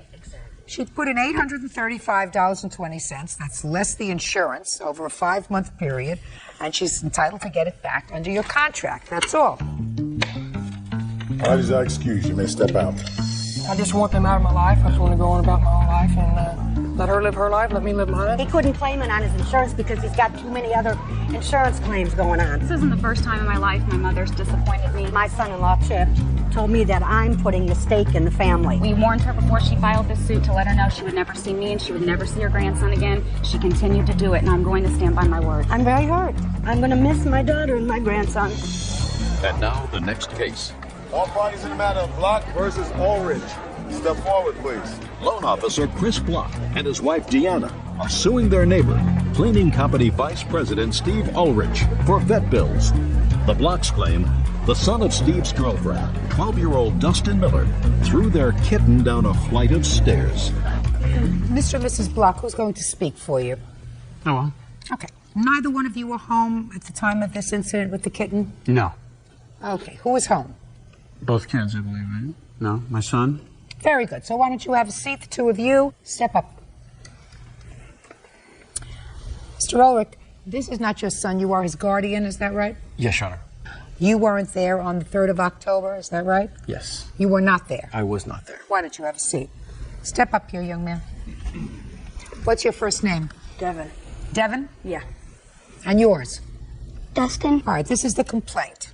On behalf of Mr. and Mrs. Block, they had a kitten, and they claim that Dustin purposely injured their kitten, causing the kitten's leg to break, and the kitten had to have leg reset.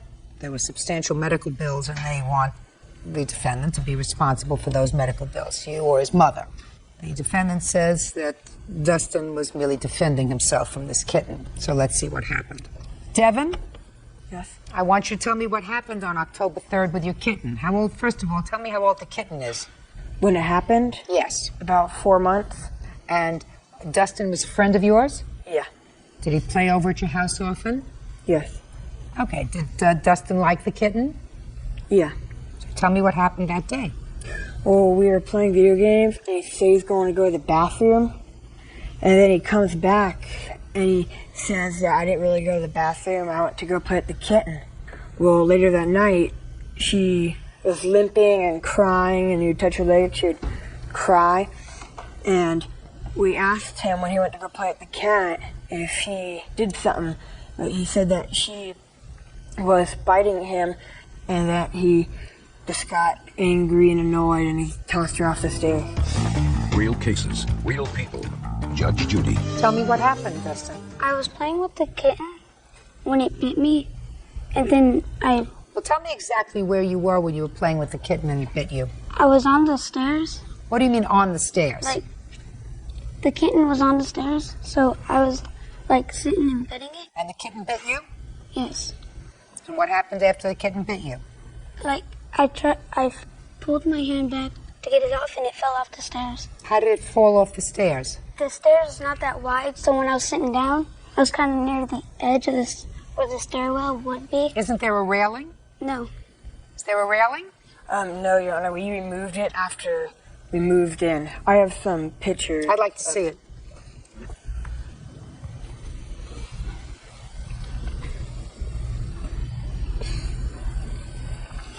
And there's some pictures of after Penrose removed. Oh, I see. So there is no railing. Who else was there when he confessed? My mom and my sister. Well, I'd like to hear from you. Yes. Tell me about the discussion that you had with Dustin that evening. Well, at first when we'd asked, because I saw the cat was limping and nobody would say anything, so I kept asking the kids over and over again what had happened.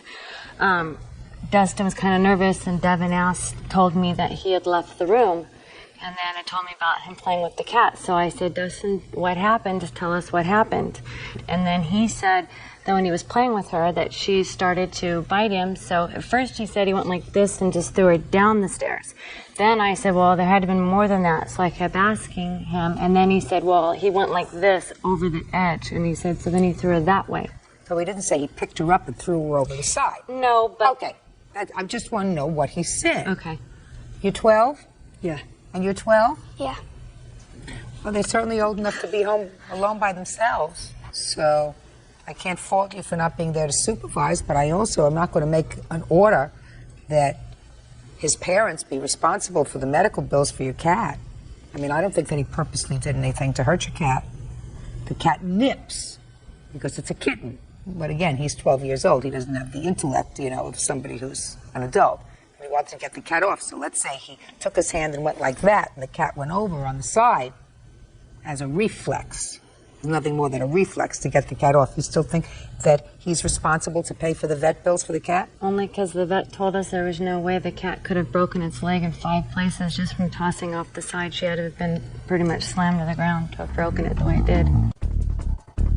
Did you ever have any indication that this young man would do anything to hurt an animal? Well, the fact that he knew she was hurt and went back to play video games like nothing had happened. Well, that's not a good thing, right? Tell me why you did that. Well, first of all, I didn't know the cat was hurt. Just a second. After the cat goes over, whether you went like this to get the cat off you because the cat was biting you, or whether you pushed the cat down the stairs to get the cat off of you, you had to have sat there for a second and watched what happened when the cat got up. Didn't you? Yeah. Did you see the cat limping? No. Well, I don't necessarily believe that, Dustin. When you came back inside, did you tell Devin what had happened with the cat? No. Why not? Because I didn't really know. I didn't really think it was like a huge deal because when the cat fell, it wasn't moving afterwards when I went up, back upstairs. It wasn't moving? No, but... Oh, weren't you worried if it wasn't moving? Dustin. It was standing. Do you have an animal at home? You have a dog or a cat? Bird. What if your bird was bothering somebody by chirping and the person had a headache and it went over and it rattled the cage really hard and the bird fell to the ground and broke a leg? Would you be angry? Yes. Would you think that the person ought to tell you that that's what happened? Yes. Do you think that you would have any responsibility? Or that they would have any responsibility? Like, they would have some responsibility, but we would also have some because it was our bird that got on the person's nerves. Birds do what birds do. Birds sing. Kittens nip. And if you don't like it when the kitten is nipping you, then you don't play with the kitten. But Mrs. Block, I don't think that he did this on purpose. And I don't think that his parents had any indication that he had a predisposition to cruelty to animals, which in my judgment would make them responsible. If you have children in your house and you choose to leave 12-year-olds in your house unsupervised... 18 on the calendar in the matter of Lee versus Green. Thanks, Mark. You're welcome, Judge. Parties have been sworn in, Your Honor. You may be seated. Miss Lee, you purchased a vacation package from the defendant. Yes, ma'am. And according to your complaint, you could not use the package because it turned out to be non-transferable. You want your money back. Yes, ma'am. The defendant has a different story, which I will allow him to tell me briefly. Where did you get this vacation package from? Girlfriend. Man, a few words. You got it from another girlfriend. Girlfriend, yes, ma'am. Was the plaintiff a girlfriend of yours or just a friend? Just a friend. Now, when this girlfriend gave you the package, were you supposed to accompany her or did she give it to you to go by yourself? Well, I was supposed to accompany her on the trip, but I decided I didn't want to go. When had she purchased it for you? Back in August sometime. And when did you decide not to use it? About a week after she gave me the ticket, I decided not to use it. Why didn't you give it back to her? She didn't want it back. I just put the ticket up in the closet. She thought I was going to change my mind. She thought I was going to change my mind and go along with her. And I just put the ticket in the closet and just left it there. So you didn't pay for the ticket? No, I didn't. And you didn't tell her right away that you had absolutely no intention of going and you're going to give her back the ticket? She didn't want the ticket back. Did you say to her, here's the ticket, I'm not going with you, I'm going to rip... She did not want the ticket back. Not my question. Did you hand her the ticket and say, I'm not using this ticket? Miss Young lives in New York City. I live in Richmond, Virginia. Yes. We spoke on the phone. I told her I was not going on the trip. She told me to keep the ticket. I probably would change my mind, and I told her I wasn't going to change my mind, and I had the ticket. How did it come about that you sold the ticket to Miss Lee? I met Mary. She was in a beauty shop across the street from my house. Someone introduced me to her, and we were talking. A couple of days later, she came over, and she was in my bed, and I was talking on the phone about the ticket to Aruba. And who were you talking to? A friend, another young lady on the phone. And she decided that, she said, well, I'll go. So I didn't say anything. I just kept talking. And when I got off the phone, she wanted to know could she purchase a ticket. And I said, yes. She gave me $200 deposit. She gave me a $200 deposit in cash at that moment. She wrote a statement out. I told her she wasn't here the next day to purchase a ticket with the balance of the money. She would lose her deposit. You told her that as she was putting on her stockings, sir? No, they were off. So you told her, I'm taking your $200. If you're not here by tomorrow with the balance of the money, you're going to forfeit the $200. Yes. Then you would have gotten a free ticket that you paid nothing for, plus her $200. That would have been you spending money on your trip. I wasn't going on the trip. He must have something that I don't see. All right, Miss Lee, let's come to you because I'm getting a little nauseous from him. You bought the ticket. You gave him how much? This was my second date with Mr. Green. Mr. Green's telephone rang. A gentleman called wanting to buy these tickets for $1,000. Listen to me, Miss Lee. Just answer my question. Yes, ma'am.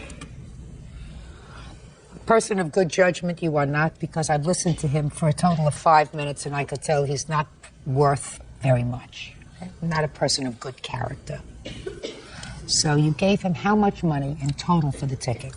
I gave him a total of $700. Is that correct, sir? Yes, ma'am. Okay. Now, so you purchased the ticket and he gave you the ticket. Were you able to use the ticket? No, ma'am. Why not? The ticket was not changed into my name, and I did not have a new reservation number for the resort hotel by the time I got in Aruba. I got stopped in the Richmond International Airport as being a thief of stealing his ticket. Was this ticket including airfare? Including airfare, Okay. round-trip ticket, and hotel. Okay. Were you able to use the airfare? No, ma'am. So you weren't able to use the airfare, so you couldn't get there? I couldn't get there. Let me see the ticket that you have, please.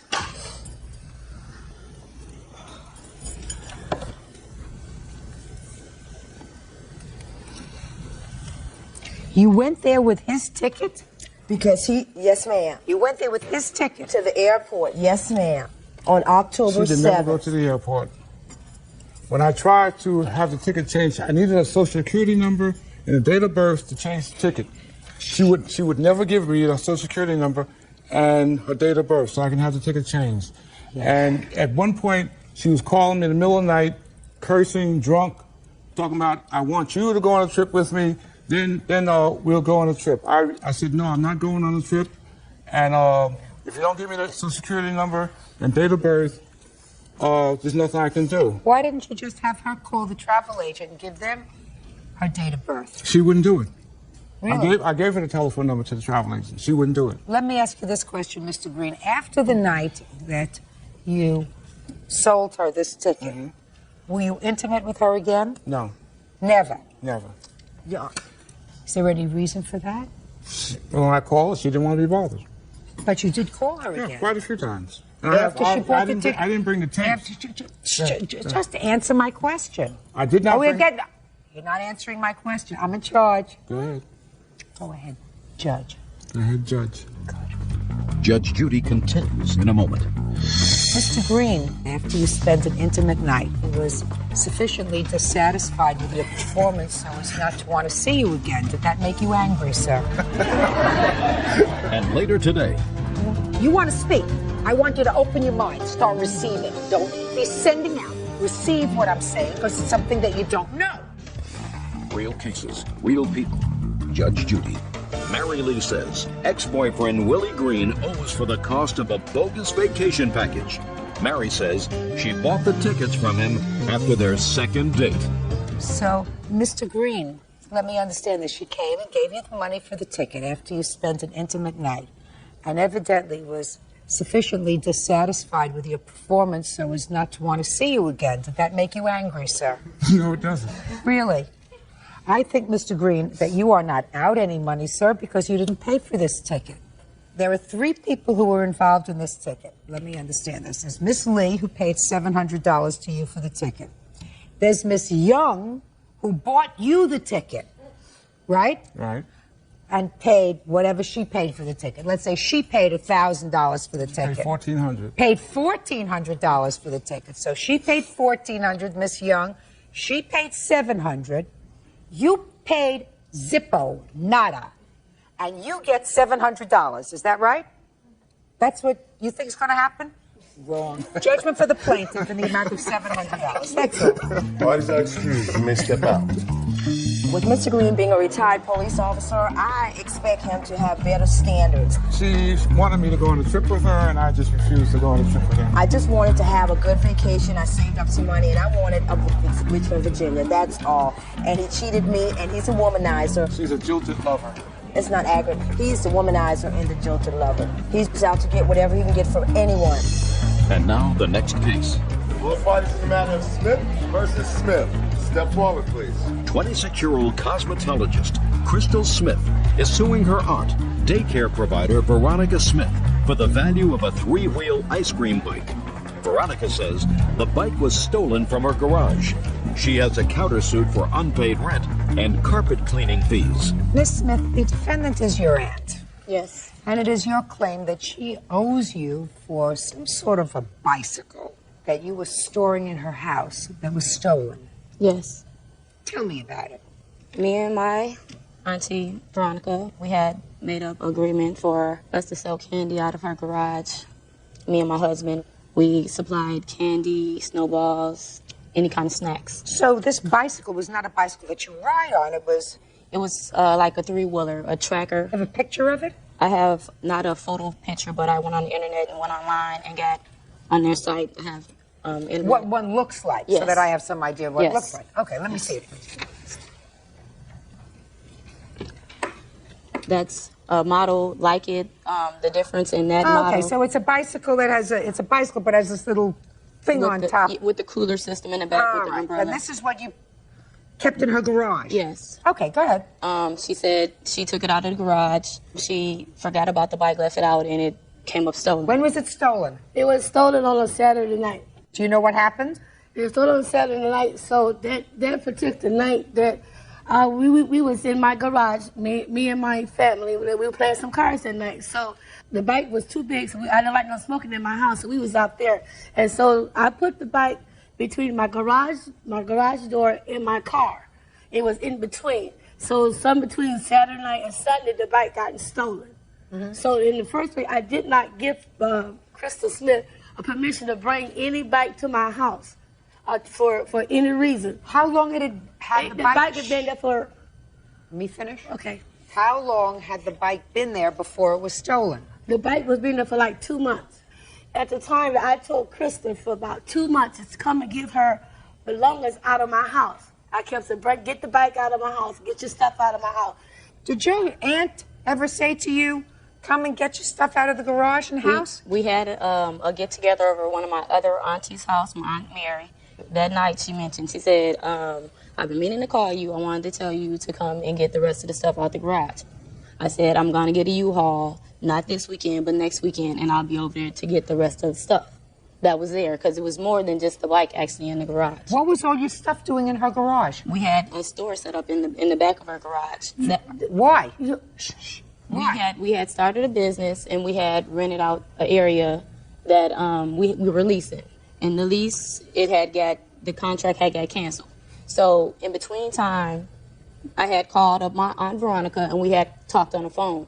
Before we had actually opened up the store, she said we can come and store my belongings that I had there at her house. How many times did your aunt tell you to get the stuff out of her garage? Once. When? Give me the date. I don't know the exact date, because it was a weekend. We was over my Aunt Mary's house. Do you know the date?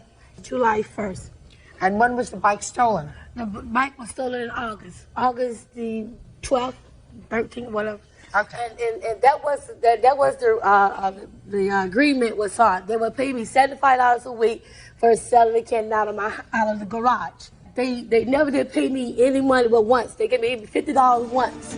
So after that, they would start bringing stuff to my house, bicycles, radios, and TVs and stuff. And as I said, hey, wait, hold up. So I couldn't got nowhere to put my stuff in my own house, in my garage and stuff. You guys got to, come get your stuff. They never could come get this stuff out of my garage. And after I tried to get in touch with Krista about the bike being stolen, for 2 weeks later, that's when she called me. And she called me on the phone, and then they started making threats against me, telling me they're going to burn my house down. When did you make the agreement with her about renting the space to sell the candy? Well, in June. And the bike was stolen in August. Right. So that they had your permission, at least your niece had your permission, to keep the bike in your garage. No, Anna. She had only permission to sell candy, not bring bikes and stuff. I'm not talking about bikes. I'm talking about this bike. This was the one that was stolen, right? Right. That's what was stolen. stolen. You knew that this was the one she was going to sell the candy from. But I didn't know that she was going to. She didn't ask me to bring no bikes or anything down to my house. Miss Smith, you're not paying attention to me. Maybe you're not following me. The law says that if you allow someone to store something in your garage, you want to speak. I want you to open your mind, start receiving. Don't be sending out. Receive what I'm saying, because it's something that you don't know. If you say to her, you can't sell candy out of my garage and keep this in my garage, or even if you don't have an agreement with her for money, but you say, all right, you want to store it in my garage? I'll let you store it in my garage. And then at some point you say, listen, you got to come get your stuff out. You are still in a position where you have to exercise some ordinary care over her property. But what you did was you put this bike outside and then forgot about it. But for the fact that you brought it outside and forgot to bring it inside, it would have been inside. There was nothing else taken from the garage, right? No. So, this, you're responsible for. But I did not give her permission to bring any bikes or anything down to my house. Yes, you did, because you just told, and you have a counterclaim. In addition to that, the reason I know that you did, because you have a counterclaim for rent. I have a counterclaim for... You're not receiving. You have a counterclaim for rent, and in your counterclaim, you said you had an agreement with your niece to sell candy out of your garage, and that they were going to pay you $75 a week starting June 1st. Yes. You also said that they damaged your carpet. Right. I have something to add. When? The mess was not made because we were not on the carpet. The carpet is only upstairs in the dining room. In the basement is the concrete flooring. In the garage, it's the same thing. Who purchased this candy wagon? Who Me purchased and my husband went together and purchased. Let me see when this piece of equipment was purchased. Here's the receipts.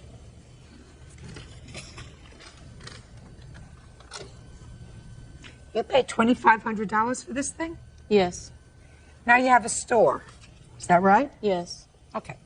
When did you stop selling candy? I'll say the week of the 4th of July. So why didn't you get the bike out of her house until August? Officially, we were still open for business. She did not tell us to. That's not what I asked you. Why didn't you get the bike out when you stopped using it for business? The week of the 4th, we could not sell any candy out of her premises because she said she was going to be out of town and we could not be there. Fine, so that's out of town. When did she come back into town? That following week. She was on. Why didn't you start to sell your candy again? Relocated with a new place of business. So why didn't you get the bike out of her garage? Because the candy and the bike and everything that we own were still stored in the garage as well. How much did you pay her for the storage? The storage was supposed to be $50. How much did you pay her for the storage? We did not have a storage fee set up. All we had set up was a weekly fee for the candy. How much did you pay her? The agreement was $50 a week. It was not $75 a week. Fine. How much did you pay her? I paid her $50. You didn't pay her for 3 weeks in June, nothing in July, and nothing till the whole 2 months that we were there, we didn't sell candy the whole 2 months. Why should she take care of your stuff? She told you to move your stuff in July. The bike gets stolen between the 27th of July and the first week of August? When was the bike stolen? Like 20. Well, 2 seconds ago, you told me it was the 15th. It was stolen in August. It was stolen in August. It was stolen the last week No, of it was July, stolen the in first August. week of August. Show me. How do you know? The 23rd of August is my brother's birthday. Oh, please, give me a break. Listen, you left this thing here. It was her fault. It was her fault that this got stolen because she took it and she put it outside and she forgot to bring it back. You show a bill for $2,500. Yes. You expect her to pay you $2,500 for this? I have a receipt. No way in this earth is she going to pay you $2,500. You took advantage of her. You took advantage of her good nature. You were storing your stuff there. She had to, in order to accommodate herself and her friends playing cards, move your stuff around. She told you to move it. You said, I don't have to move it. I'll move it when I get good and ready. No, I did not. No, you did not. I'm going to tell you something. She has some responsibility. But she has this much responsibility, and you have this much responsibility. She has $200 worth responsibility. You have the rest. Judgment for the plaintiff in the amount of $200. Now, let's get to your carpet cleaning. Forget it. Let's get to your rent. Forget it. Do you understand? Forget it. Don't do any more favors, and don't let any more of your relatives store stuff in your property, because ultimately, if something happens, they're going to come looking for you for money. Do you understand? Yeah. That's case number 176 on the calendar, the matter of Gifford versus Ward. Parties have been sworn in. You may be seated. Folks, have a seat, please. Mr. Gifford, the defendant is your daughter. Correct.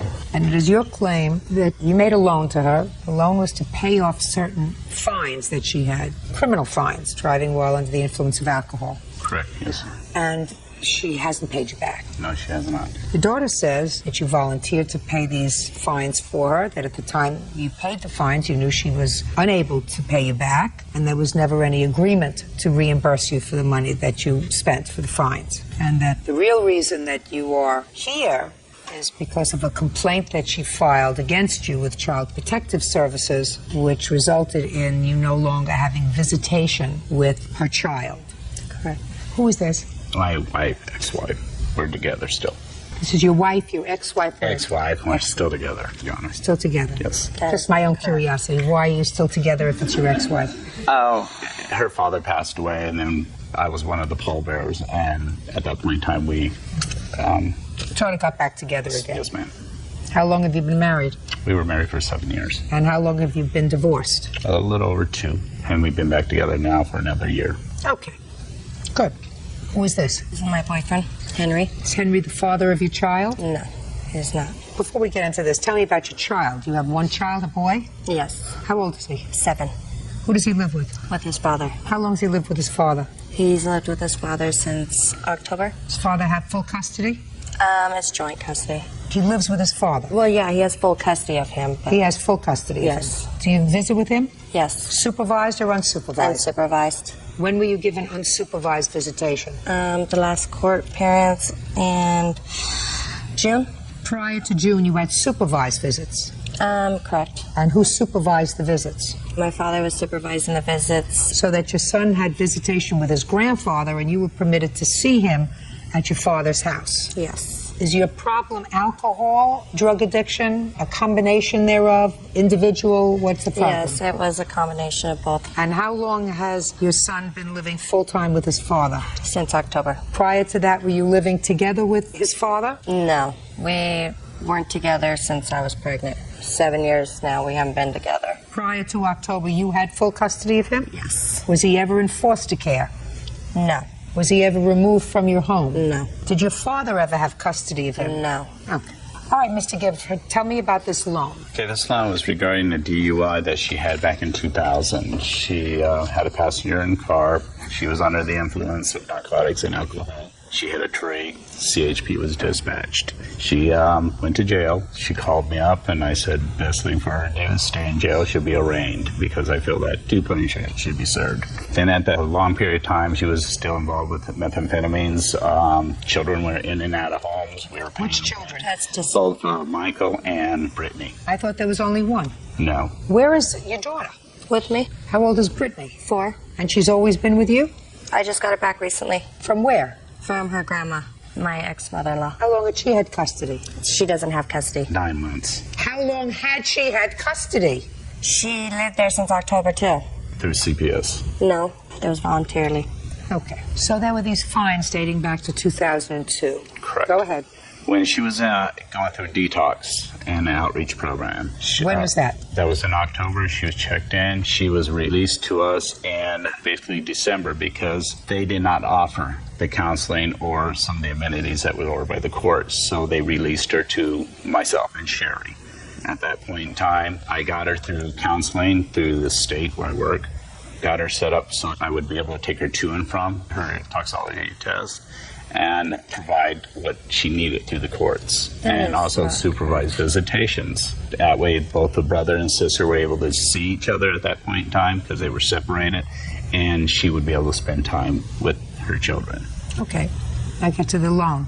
She approached me in November. She goes, "Dad, I have a DUI that I have never paid on since 2000. Could you help me get my driver's license back and then get back on my feet?" I said, "I expect to be paid back." So I went ahead, I paid them off. When I finally came back home, I went ahead and drafted up the exact amount she owed, stuck a payment plan together, and then she refused to pay me.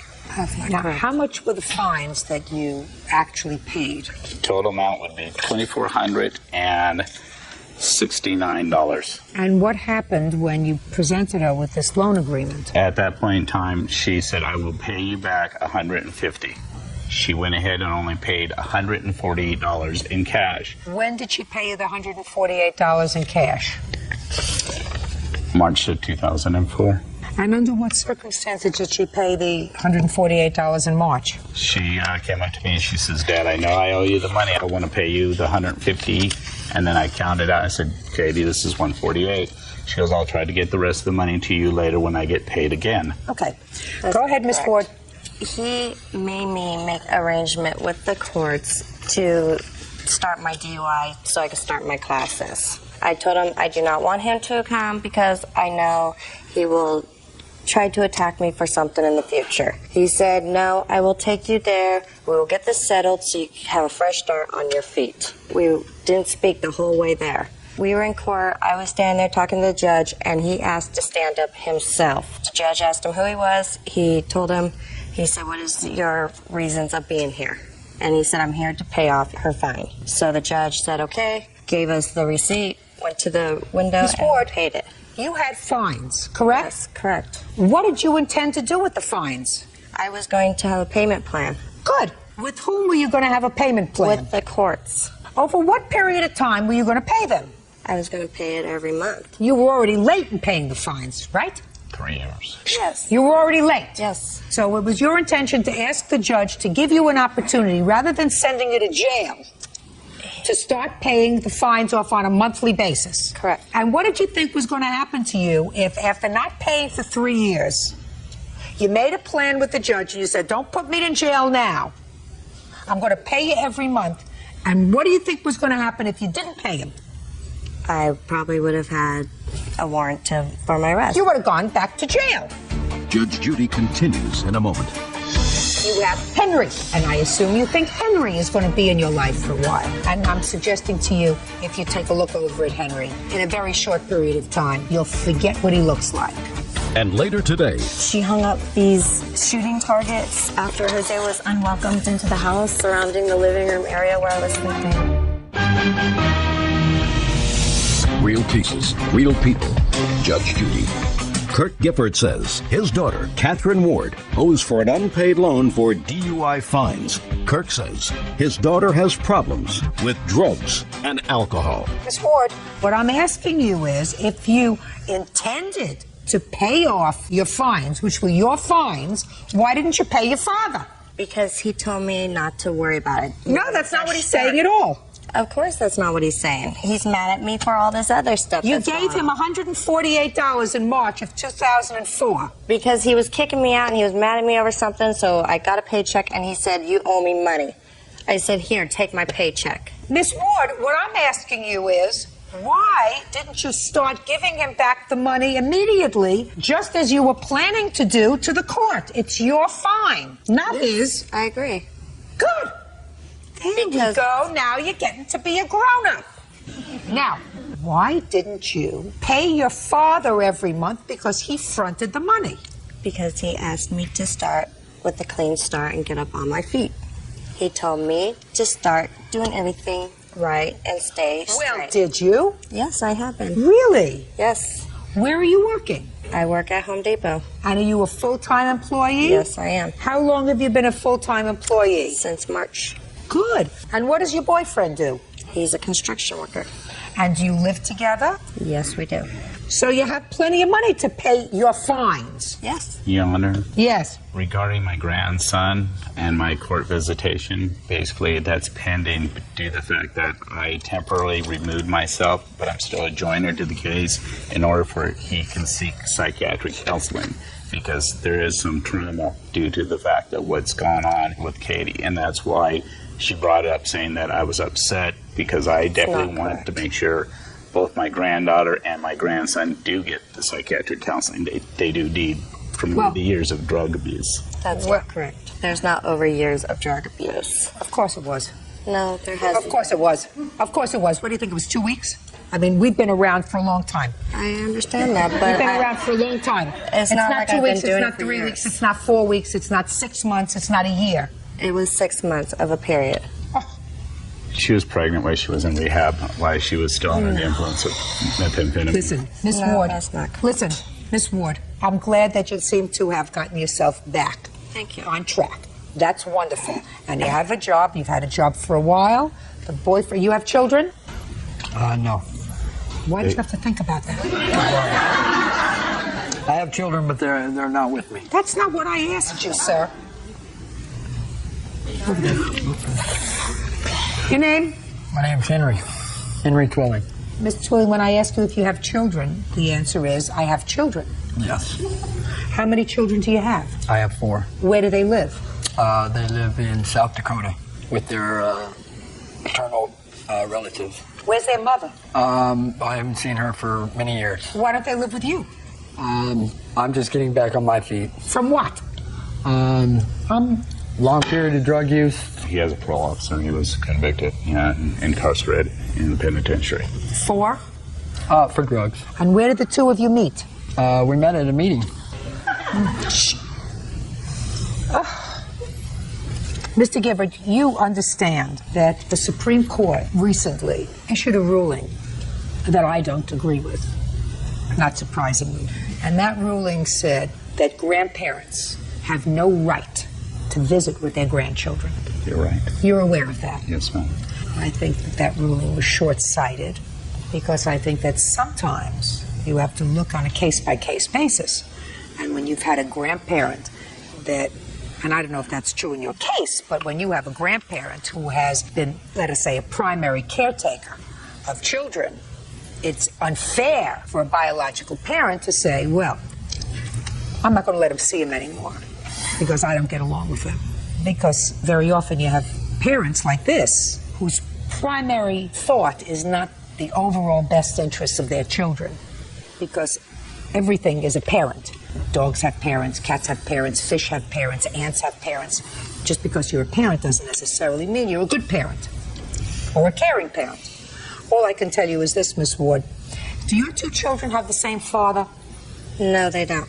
And this man isn't the father of either of your two children? No. And I assume that when you had a baby with your son's father, you intended for him to be in your life for a while. And I assume that when you had a child with your daughter's father, that you intended for him to be in your life for a while. And now you have Henry. And I assume you think Henry is going to be in your life for a while. Mm-hmm. And I'm suggesting to you, if you take a look over at Henry, in a very short period of time, you'll forget what he looks like.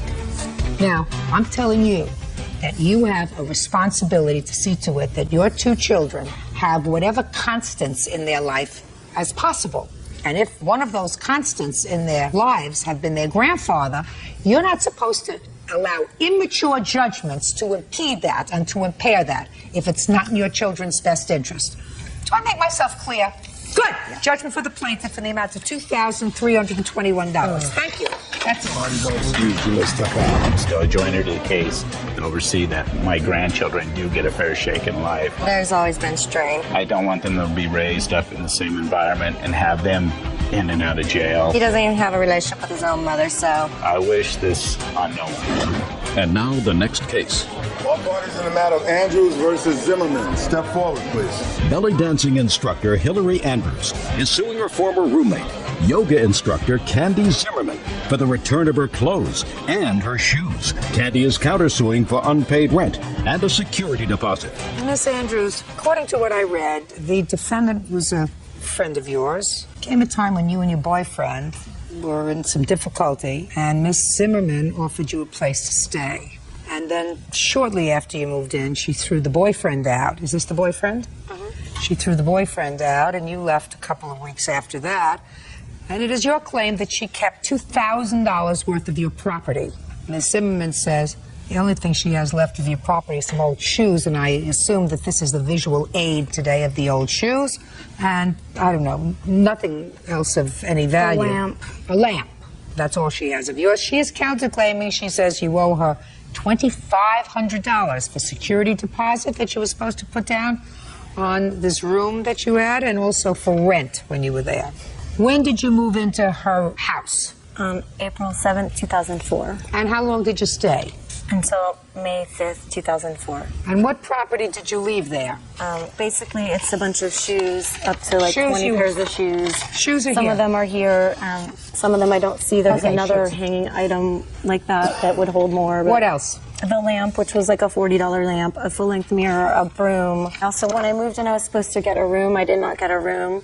I had to stay in the living room on my own futon because the room I was promised was filled with boxes to the ceiling. I also wanted to mention that she hung up these shooting targets after Jose was unwelcomed into the house surrounding the living room area where I was staying for the rest of the day. Okay, so she's not happy. She wasn't happy with you. Miss Andrews, why do you think that after she was so nice to you that she all of a sudden turned on you? I don't know, Your Honor. Well, maybe I should ask her. Why did you turn on her? Basically... Not basically, just tell me why you turned. She's a spoiled brat. I heard the way she spoke to her welfare caseworker, the way she spoke to her insurance agent. She humiliates people on the phone when she doesn't get her way. She treated me badly, told me how to cook in my own house. Completely defended the boyfriend, saying, oh, it's not his fault, he's mean, he's on cocaine. And, you know, it's unacceptable. Now, as far as your counterclaim is concerned, I don't quite understand that, Miss Zimmerman, because you told me in your answer that you took Miss Andrews and her boyfriend in because they were going through hard times. Yeah, she said... Just a second. Okay. I don't care what she said. How How was she supposed to give you $1,200 or $1,500 in a security deposit if she had hard times? She said she couldn't afford it, but she could borrow money from her boyfriend and her father. All right, so you know what security deposit is for? For, like, if they trash your house, then you But have... they didn't trash your house. Yes, they did.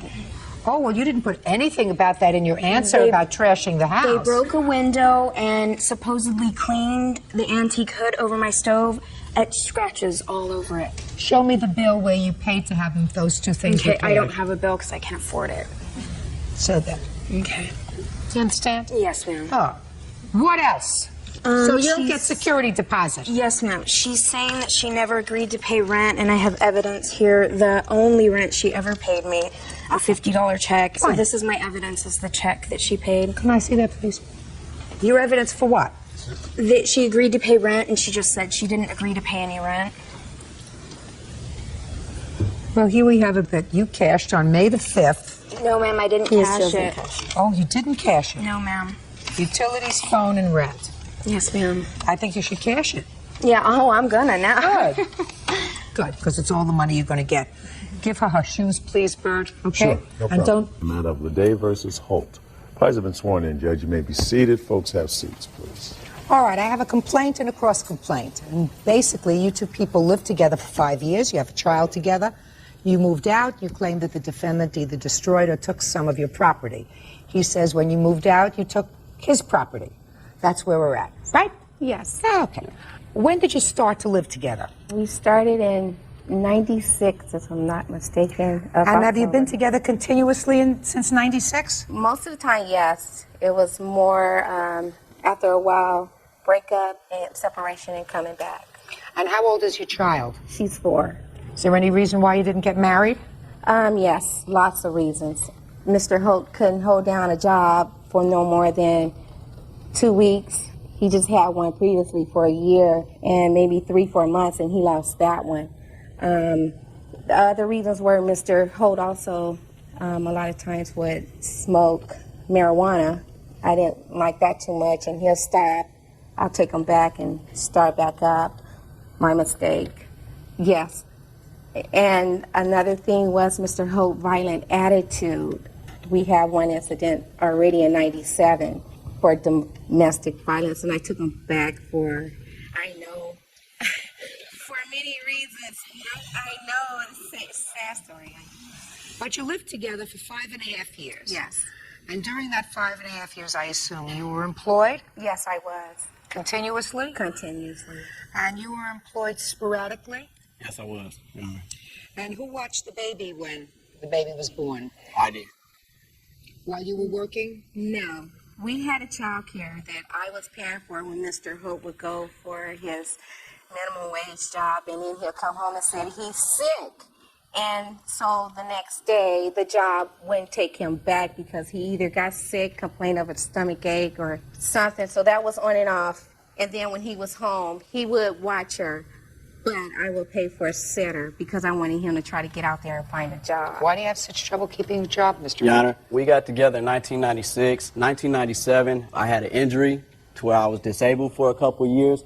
What was the nature of your disability? Well, me and her got into it because she went to go visit her ex-boyfriend. That's the reason why the domestic violence even occurred. What was the nature of your disability? I was shot by LAPD. Me and her went through a little confrontation. LAPD came up and they shot me. Where did they shoot you? In my leg.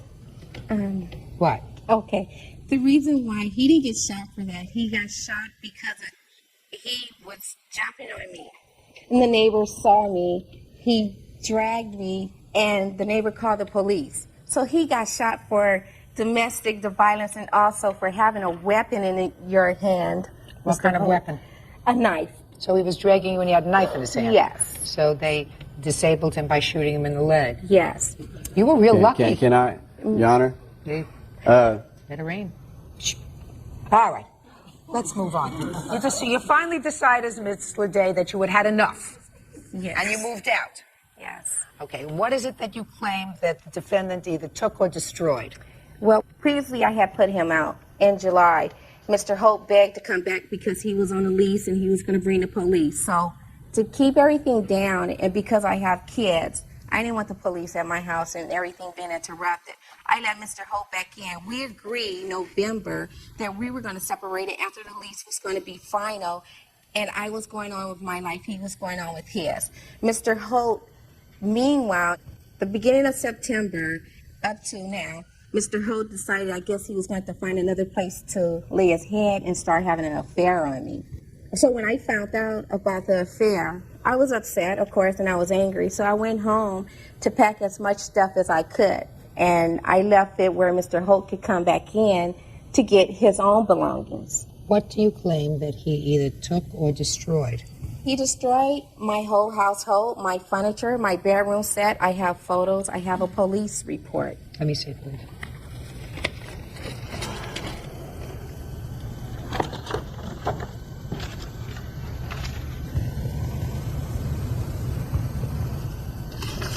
Was he arrested for this vandalism? They haven't.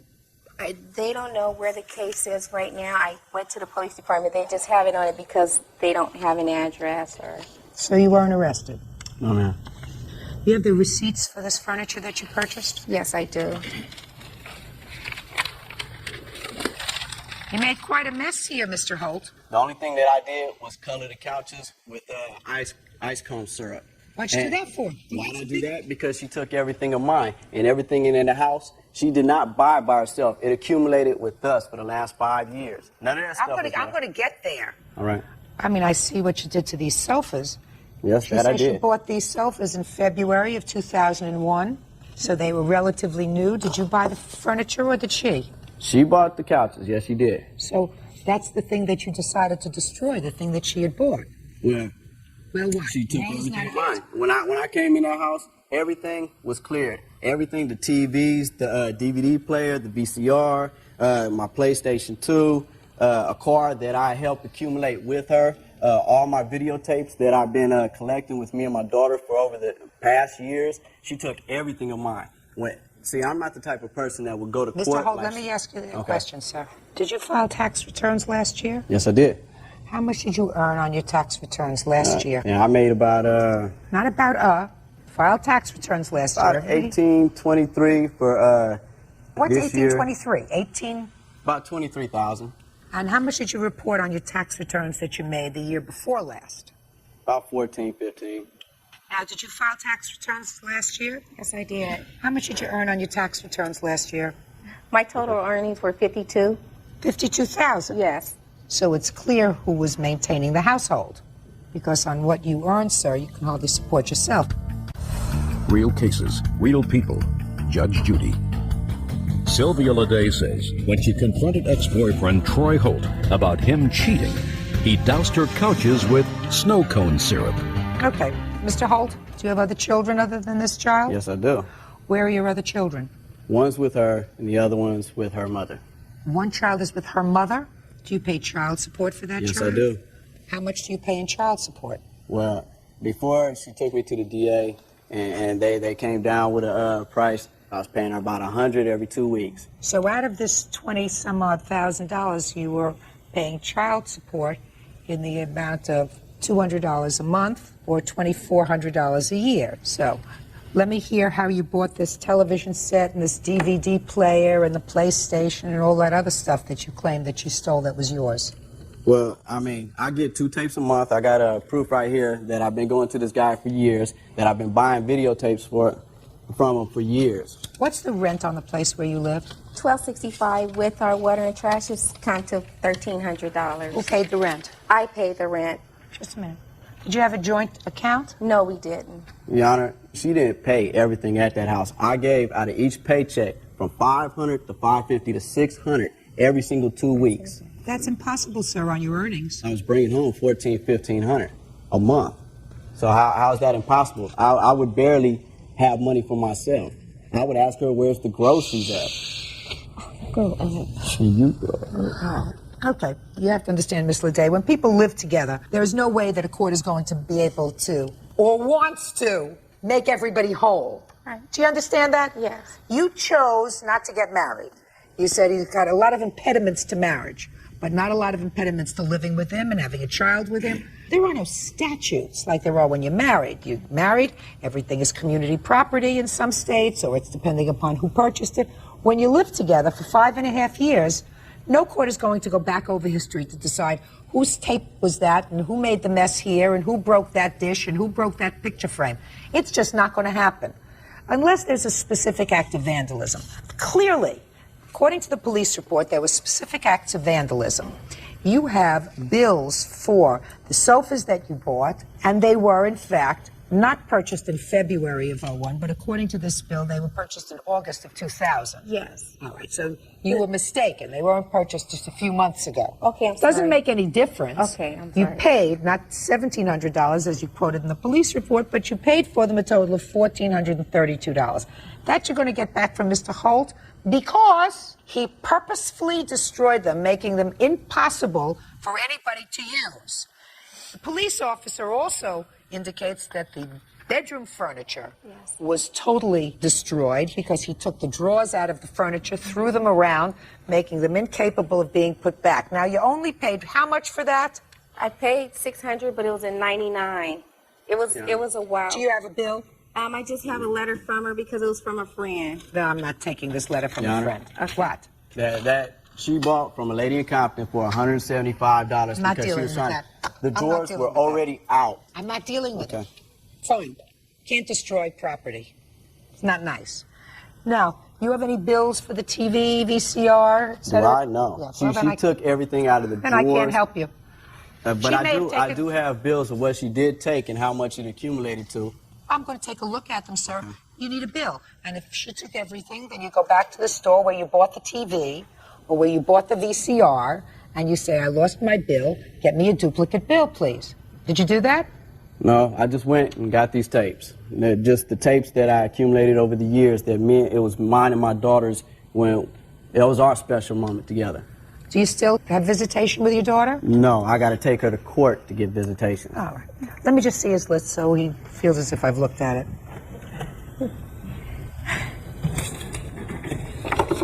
May I say something? Your Sure. Honor? The tapes that he's speaking about are Dragon Ball Z cartoon tapes. Mr. Holt and I purchased those tapes together because our daughter enjoys those tapes. Mr. Holt told me when he was crying to me 2 weeks after his little affair, he called me 2 weeks telling me that he was sorry and that he still loved me, and whatever I do, keep the Dragon Ball Z tapes for Taylor and to just make sure that I keep the collection up. I told him, I said, okay, fine. I can do that with no problem. The TV... I'm not dealing with the TV. Okay, we're out for the TV. Forget You the did say TV, that. forget the Okay. VCR. My question is, do you have the tape? I sure do. And I want you to do me this favor. Okay. No, you do me a favor, we'll put it in an order. Okay. I want you to box up the tapes. Okay. In really good condition. I will. And give them back to him. Okay. Because if he eventually gets visitation with the child, then he'll be able to watch them with her. And if he doesn't, he can sit and watch them himself. Okay, go ahead. I've been collecting these tapes and a lot of this stuff for a long time. Now, these tapes I put on shelves. They're in like mint condition. I collect these tapes because they add up to pictures. She's the type of person that will let everybody just take them, bend them up, wreck them up. You're getting your tapes back. Messed She's up? not paying for them. There's no proof that they're messed up, sir. When she hands them to me, I will then. I didn't hear what he said. Did you hear what he said? So I'm not interested in what he said. There's no proof that they're messed up, sir. She doesn't appear to be the kind of woman that if her daughter wanted to watch a tape, what she would do is she would purposefully damage it so her daughter couldn't watch it. So you're going to get your tapes back within 5 days, and you owe $1,432 for the couch. That's all. Parties are excused. You may step out. Make sure a woman doesn't help you out with nothing. You do it all on your own. Nobody likes him except for the Happy Meal that he have right now. He traded in filet mignon and lobster for a Happy Meal, and he has to be the toy. So that's what you get. And now the next case. All parties on Bennett versus Handel. Step forward, please. 30-year-old horticulturist Lisa Bennett is suing her ex-boyfriend, 28-year-old photographer John Handel, for a series of unpaid loans and damage to her home. Ms. Bennett, according to your complaint, you met the defendant, began dating, he lost his job, you lent him some money, broke up, now you want it back. Yes, Your Honor. Defendant says He acknowledges that he owes you some money, but 1/3 of what you are claiming. So, when did you meet him? When did you start to make these loans, and for what? He was my next door neighbor. We met about a year prior to us dating, and about a month after we had dated, he didn't have any money because he lost his job. He refused to go to work. He would lie to his boss and said, "Don't tell me, he lost his job." He lost his job, and he didn't have money to cover the December bills. So I took his sob story and I paid for all of the bills for the month of December. In January, he didn't have any money to cover the month of January either, so I agreed to let him move in with me on the 15th. He did give me $250 for rent, and that was about it. And he lived with me for a month and a half before I finally was at my wit's ends with him and kicked him out. How much were the bills that you paid for him in the month of December?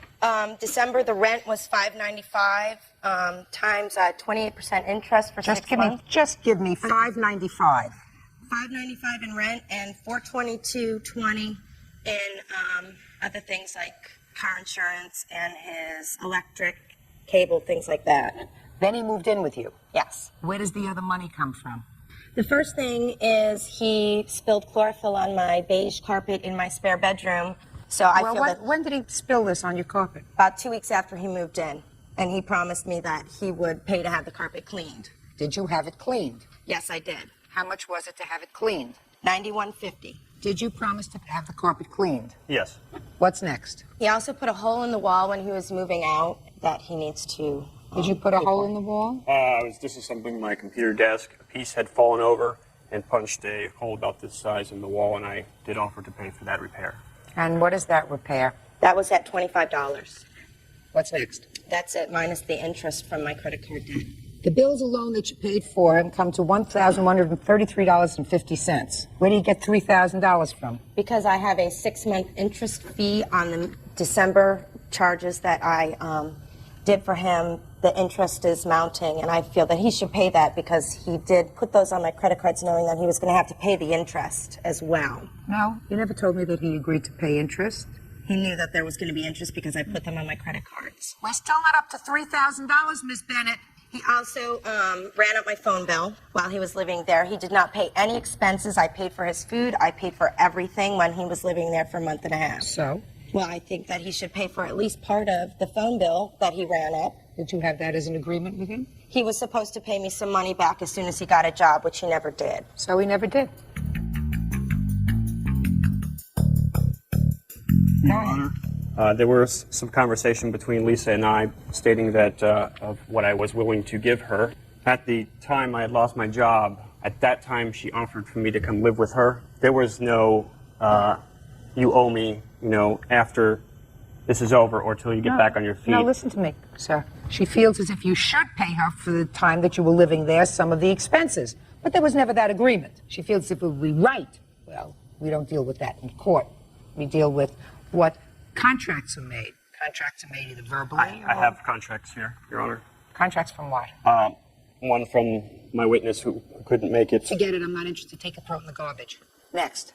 It's another witness statement. Take it and throw it in the garbage. What else? I have a check here that I had given her. You gave her a check for how much? $200. Was that for expenses while you were living there? Yes, just for, that's the only money I could come across at the time I was unemployed. Fine, so you still owe her $1,133.50, right? Okay. Perfect. Judgment for the plaintiff. That's all. Parties are excused. You may step out. McMahon versus McMahon. Parties have been sworn in, Judge. You may be seated. Folks, have a seat, please. Mr. McMahon, how long have you and the defendant been married? 11 years before separation. Altogether, how many years have you been married? 20 years. And how long has it been since the two of you lived together? 9. You have children? Yes. How many children? 1. How old is that child? He's 17. Your complaint says that your wife flooded your boat while she was out on the lake. Your boat was out on the lake, and she decided to sort of vandalize your boat while she was in her wave runner. That's what the case is about, correct. That she seized the motor because she flooded the boat, and you wanted to pay for the damage to the boat. But I have a few questions before I get there. When I read in your complaint that you and the defendant were separated for almost 10 years, I wondered why two people if they're separated for almost 10 years, they're not divorced? Well, it was filed in 96, and... Who filed for divorce in 1996? I did. Okay. So it's gone on for mostly assets, whose is what it's worth. It's gone to mediation, status conference hearings year after year. We're presently mediation. They should have the final report. Should be. Are you a very rich man? No, ma'am. Are you a very rich woman? No. Well, then what are we arguing about? I don't know. What are we arguing about? Well, we had quite a bit of assets. Like what? We had a business together. We had been together for 20 years. So no, you haven't been together for 20 years. You've been together 11 years. Well, we lived together for a few years before, but we had vehicles and a lot of assets through our business. Miss McMahon, how old are you? I'm 48. So that at the time that you and your husband separated, you were 39 years old. Is that right? A young woman. And you want a divorce? Yes. How old are you? 50. You have a girlfriend? Yes. Is that this lady? Yes, ma'am. How long have you been together? 4 years now. You have a boyfriend? Yes, I do. How long have you been together? About a year. It's time. Yes, ma'am. I know. You two people are taking that very precious window. If you think of it this way, you're close to 50, but almost 20% of your life you've been feuding. I mean, if you think about it. If you think about the fact that you don't grow up really until you're 20, and you're almost 50, that means for almost a third of your life, you've been feuding. You, a little less than that. Is that ridiculous? Ridiculous! Do you have lawyers? Yes, ma'am. You have a lawyer? Not anymore, because I've spent so much money on attorneys. Right. Crazy people. All right. Tell me about this flooding of your boat. Well, as in the police report, we spend a year every year at the river for 10 days. Who does? My girlfriend and myself. So on the second day of our vacation, I went for a boat ride in the morning and the boat wasn't running right, so I was adjusting the idle. The next thing I know, a wall of water hits me, almost knocks me out of the boat, and the engine locks up. And that was your wife. Yes. And did you see how she sprayed your boat and you with a wall of water? Well, at the time I didn't see it because I was working on the engine, but when everything cleared and settled down, I looked and there she was on the wave runner with her soon-to-be daughter-in-law. And I yelled at her, I said, "You idiot, you have no idea what you've just done." And she says, "He happens at the river," and drove off. Nice. Very nice. And your boat was damaged? Very much so. Tell me about it. Well, after the bilge pumps came on, we had to bail the water out to keep it from sinking because it's been swamped before by bigger boats and it sank, so she knew what she was doing. We put it on the trailer. We had to walk on the trailer because the engine didn't run. Have a picture of this boat? Yes, ma'am. Can I see it, please? While I'm looking at it, how big is this river? It's 17 miles long from dam to dam. So it's a big river. Yes, Colorado You just River. happened to find yourself in the same place at the same time? No, the mediator explained to us that he let her know we were going on vacation and weren't available for a court appearance. I think it was intentional that she was there at the same time we were. Oh, so you had a court appearance? Yes, and we canceled because of our vacation and our work schedules. We went to the river and we missed the court date, and obviously he told her that where we were going to be. How long in advance was this court date scheduled? Probably in 60 days. So 2 months? Yeah. And you had to pick that time to go on vacation? Don't you want to get this whole process over with? Oh, I'd love to. So why'd you go on vacation when you had a court appearance? Well, because we weren't ready for the status conference hearing. The mediator wasn't ready, wasn't done with his Like report. what? What did you need? I needed him to finish his report, and he couldn't finish it. Finish in his that report time. about what? About the business assets. We had an auto repair business that lasted a whole year and a half, and Mrs. McMahon thinks it's worth millions of dollars. And did you sell it? No. Just closed Well, the what do you doors think on it. happened to the business? He actually moved the business to his residence. Yeah. In Carlsbad from our business in Oceanside. The lot that we had there was over an acre lot, so he had plenty of room to do auto repairs. You're not talking about, Boeing. Judge Judy continues in a moment. He sued me for paternity on our son. Oh, you thought that it might not be your child? Biologically, he's not my child. Oh my goodness, how you people screwed up your lives. I just can't believe it. Real cases, real people. Judge Judy. Steve McMahon says his estranged wife, Cheryl McMahon, flooded his boat, nearly sinking it. Cheryl says the incident was instigated by Steve's anger. Madam, you're talking about, at best, a little mom and pop operation out of his house. Is that what you are holding hope of getting millions of dollars out of? No. What I hope to is to get a loan paid off that Mr. McMahon made for this business. That was my hopes. Okay, and is it a loan that you're responsible for? Both of us are responsible Have for you been yes. paying it? Yes, ma'am. Have you been paying it? Yes, I paid up to 97 or 98. Well, that's a long time ago. Who's been paying it since 97? I don't know. I have. You have? Yes. How much? It's like $19,000 I've paid against it. Since 1997? Yes. Do you know that? Well, the loan was only for $20,000, and we paid on it for almost 2 years before that. So I. Yeah, but that could have been interest. Now she says No, there's she no said, interest. Shh. Listen to me. What she says is she just wants to be absolved of at least half of this debt. May I respond? Yeah, sure. This is why we're going through all these years of court proceedings, because all the receipts and checks and canceled, everything we present in the matter of this loan is fraudulent. So it goes on. Just one second. On. You have $19,000 that you said she's paid so far. Anything else owing on the loan? Yes, ma'am. How much? I think it's about $7,000 or $8,000 right now. What is that, just interest? It was a 15-year loan, and our payments were $225 a month. Okay, so the first couple of years you paid Mr. McMahon, forget it. That's ancient history. Okay? There's this big piece left. Why don't you just cut it in half and say this was a marital debt, over, finished. Pay it and goodbye. Did you pay a lawyer more than $15,000 over the last 9 years? Actually, I couldn't answer that question because I haven't got a bill from him, but I'm sure it's going to be expensive. Ma'am? What? It cost him $13,000 to take me to court for paternity. Taking court for what paternity? He sued me for paternity on our son. Oh, you thought that it might not be your child? Is that what you're telling me? Biologically, he's not my child, no. Was that established in the paternity test? Because the way the law is written in California, if you raise a child over 2 years, he automatically becomes your responsibility. Have you been supporting him? Yes. Well, oh my goodness, how you people screwed up your lives. I just can't believe it. And I have a sense that if I saw you back here in 10 years, you're going to be in the same spot. Just frittering away your whole lives over spite and meanness and nastiness and stupidity.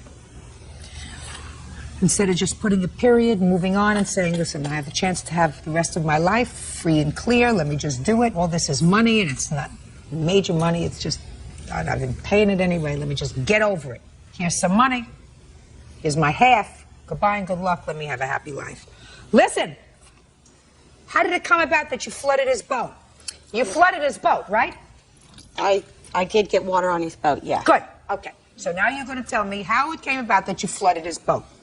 Well, on August 13th, and to get back to the vacation, I vacationed out there that week because it's my birthday week every year since Steve and I separated. So he was very aware that I was going to be out there. I had no idea he was going to be. Just tell me why you flooded his boat. So our son went upriver on the wave rider, came back there.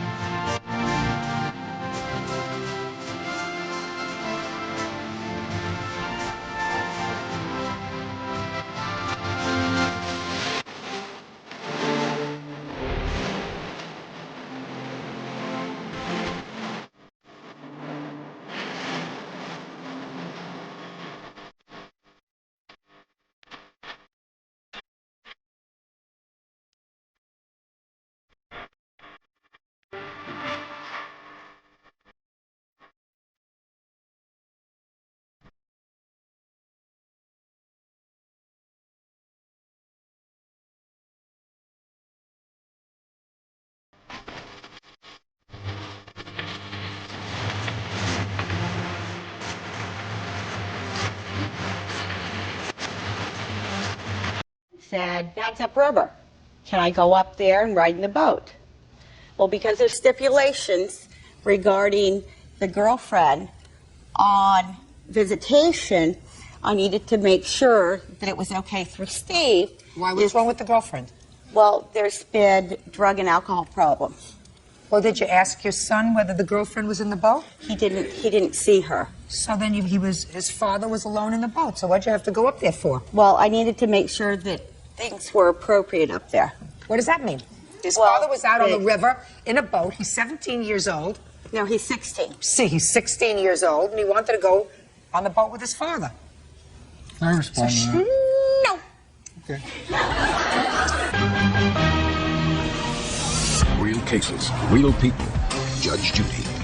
Steve McMahon claims his wife, Cheryl McMahon, sank his ski boat out of revenge. Go ahead. So I went up along with Terry, my girlfriend. There was nobody. The boat was in the water. At that time, I took some pictures of the boat. Why? So that I could go back and show the court that the boat was in running operations. We were supposed to have it appraised out, but Mr. McMahon wouldn't agree to that. So we had to get a court order just a for second. that. So you just happened to have a camera on your wave runner. Mm-hmm. You just happened to have a camera on your wave. Just a second. On your wave runner when you went up river with this lady. Is that what you're telling me? Yes, I always have a camera in there. Always have a camera. Keep going. Okay. He wasn't there. I went back down to camp. A little while later, I went for a ride, and I wasn't planning on seeing Mr. McMahon at that time, with Jessica. And we went upriver, and then on our way back, we seen that Steve was sitting in the boat. Yes. And I started to go closer to him. Why? Well, because I was going to ask him if it was okay for Stephen to be up there.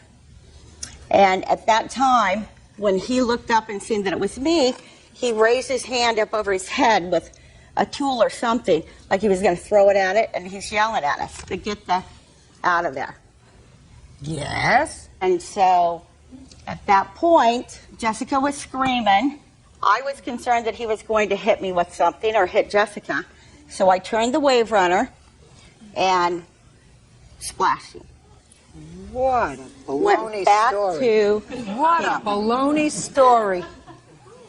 I never heard such a baloney story in my life, Miss McMahon. You know, if you spend 10 years of your life angry, men fare better physically when they get angry, when they're angry. Women get all these nasty lines and they get to look much older than their years. If you spend so much of your life being bitter, I suggest you get over it. How much did it cost to fix your boat? $3,400.80. How much is the boat worth? Well, it was appraised at $8,000. Let me see. The appraisal or the receipt? Both. I don't have an appraisal. Because she had it done, I never got a copy of it. Just a second. When did you buy this boat? 1976. Listen to me. I'm not a stupid person. The boat's 30 years old. Show me an appraisal, sir. I don't have a copy of the appraisal. How large is this She boat? can verify the How- appraisal. Her Listen- appraiser did the work. Just a minute. How large is this boat? It's an 18-foot. It's a classic V drive. It goes Classic. up in value. Classic. Goes up in value. Okay. Let me see the paid bill.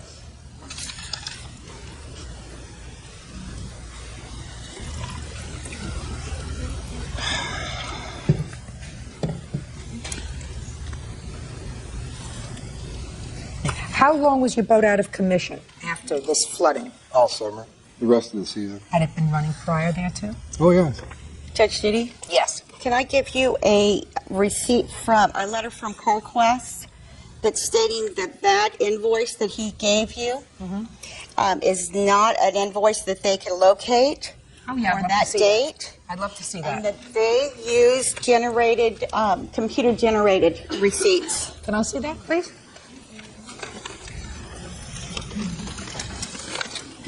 I can also show you.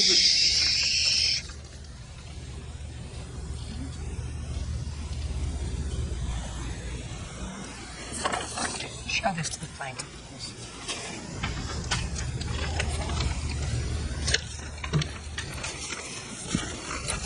Can I respond to that as well without looking at it? This is brought Sure to can my, before I give him a call. brought to my attention. Go ahead. Brought to my attention this yesterday from the harassing phone call that she made to CarQuest corporate headquarters. Now, this is the mechanic that repaired the boat who works for CarQuest, but he uses their format for his own receipts. Here's a letter from the mechanic Just a that second. works for CarQuest. Just a second. Let me see it. It's a private individual that was between him and I. Well, Has you're nothing to talking do with- about this guy. Yes, has nothing to do with CarQuest. So what you're telling me now is that despite the fact that you're using CarQuest invoice, CarQuest did not do the work on this boat. Someone who worked for CarQuest did this work for you on his own time That's correct. and just used one of their forms in order to show how much money you spent on the boat. Is that what you're telling me? Is that what you're telling That's the me? receipt he gave me, yeah. Is that what you're telling me? That's the receipt he gave me. And this is what you're giving me. You didn't tell me that that was the case. You gave me something with a card, which would lead me to believe, sir, that this company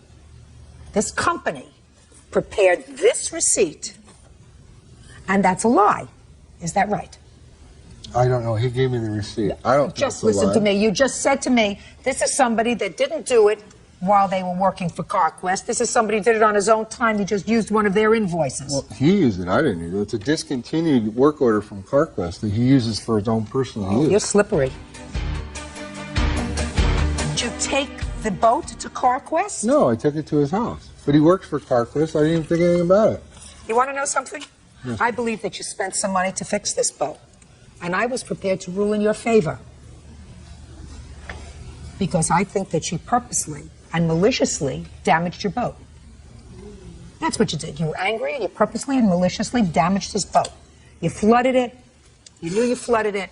I don't believe your baloney story about making sure that the boat was safe for your 16-year-old son when you went up there with somebody with a camera in hand on a wave runner. People usually don't do that. And you went up there to take a picture, according to you, of the boat in the water because you wanted it for the purpose of appraisal.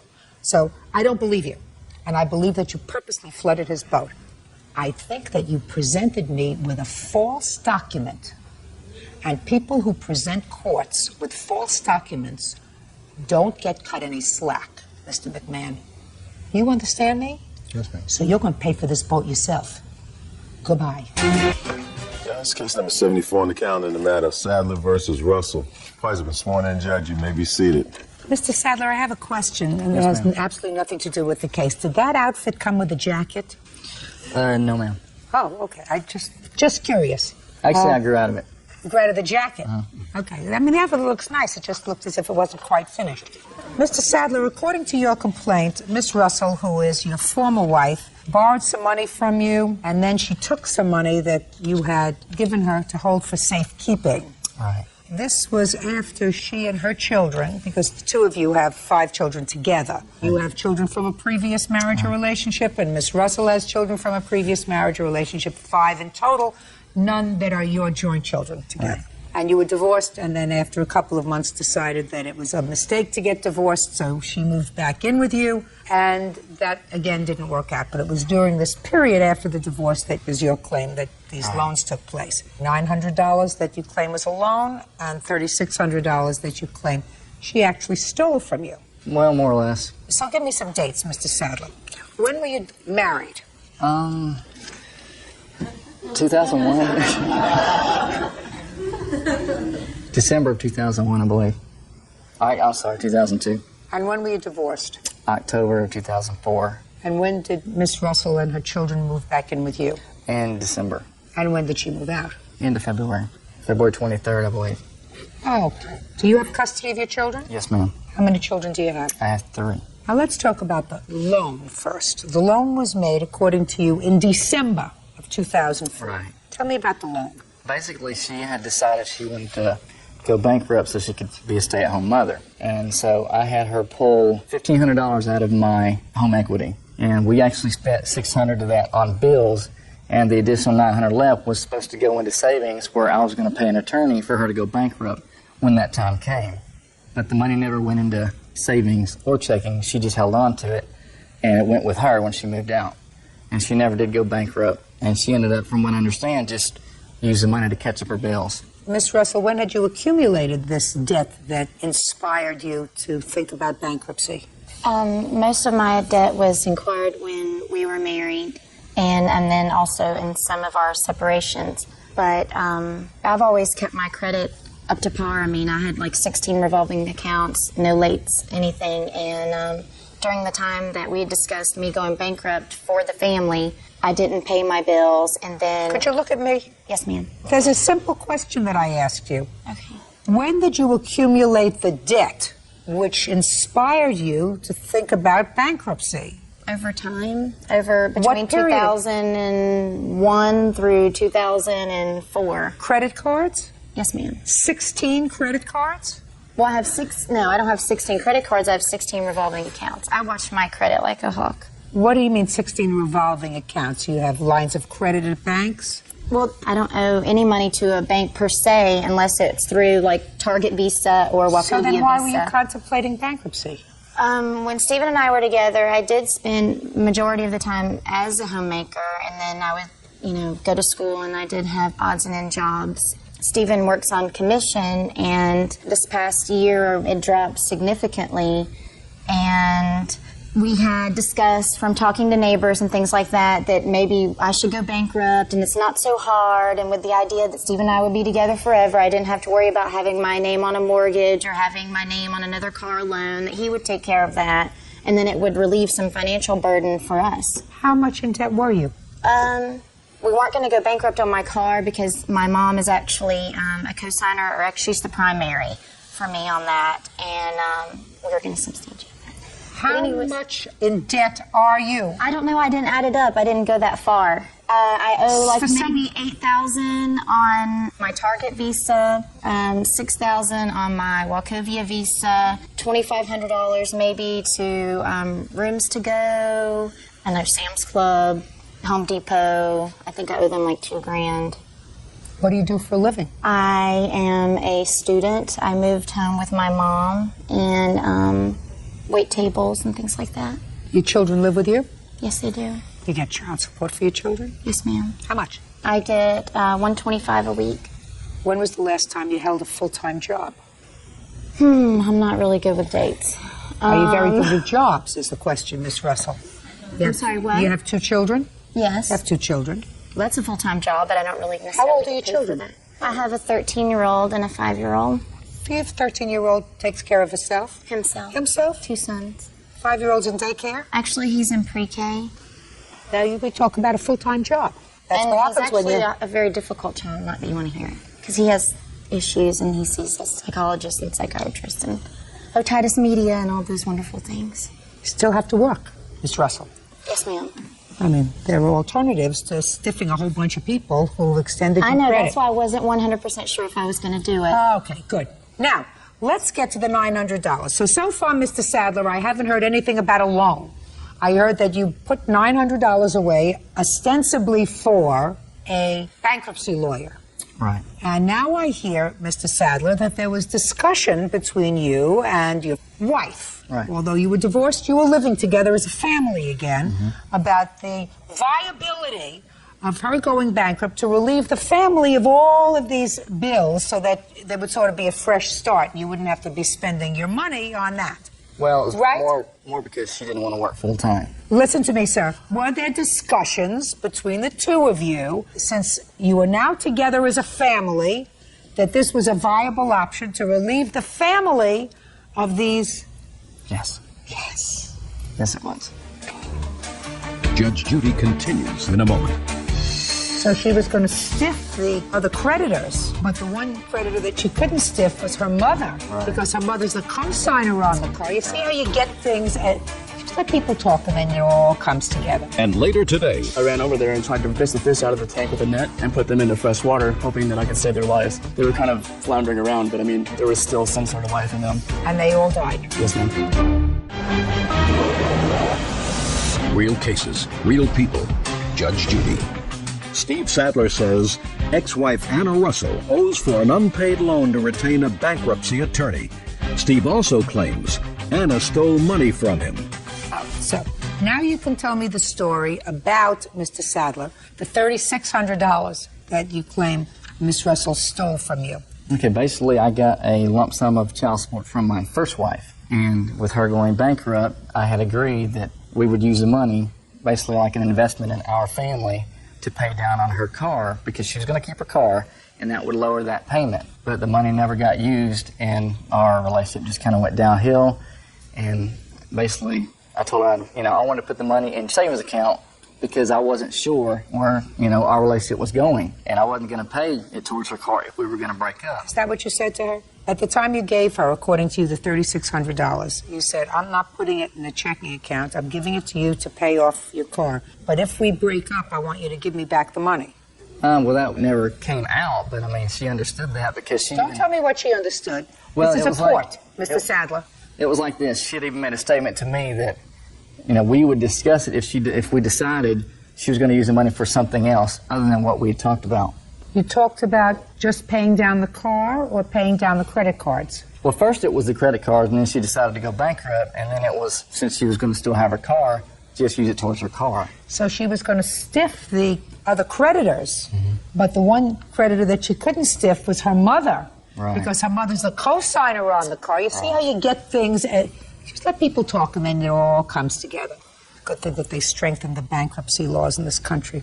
Financial planning is not bankruptcy. People sort of think that financial planning is another term for bankruptcy. Okay. How much did you earn last year, sir? Last year I earned roughly $45,000. And how much do you get in child support for your 3 children? I get, for 3 children, I get $50 a week. For 3. What does your former wife do? I think she works at a daycare at a gym. But she kind of goes in and out of jobs. That's the reason you have the custody of your children. Well, there were other reasons, but okay. Okay. Does she see her children? Not anymore. She's actually talking about getting for the summer because she lives in another state.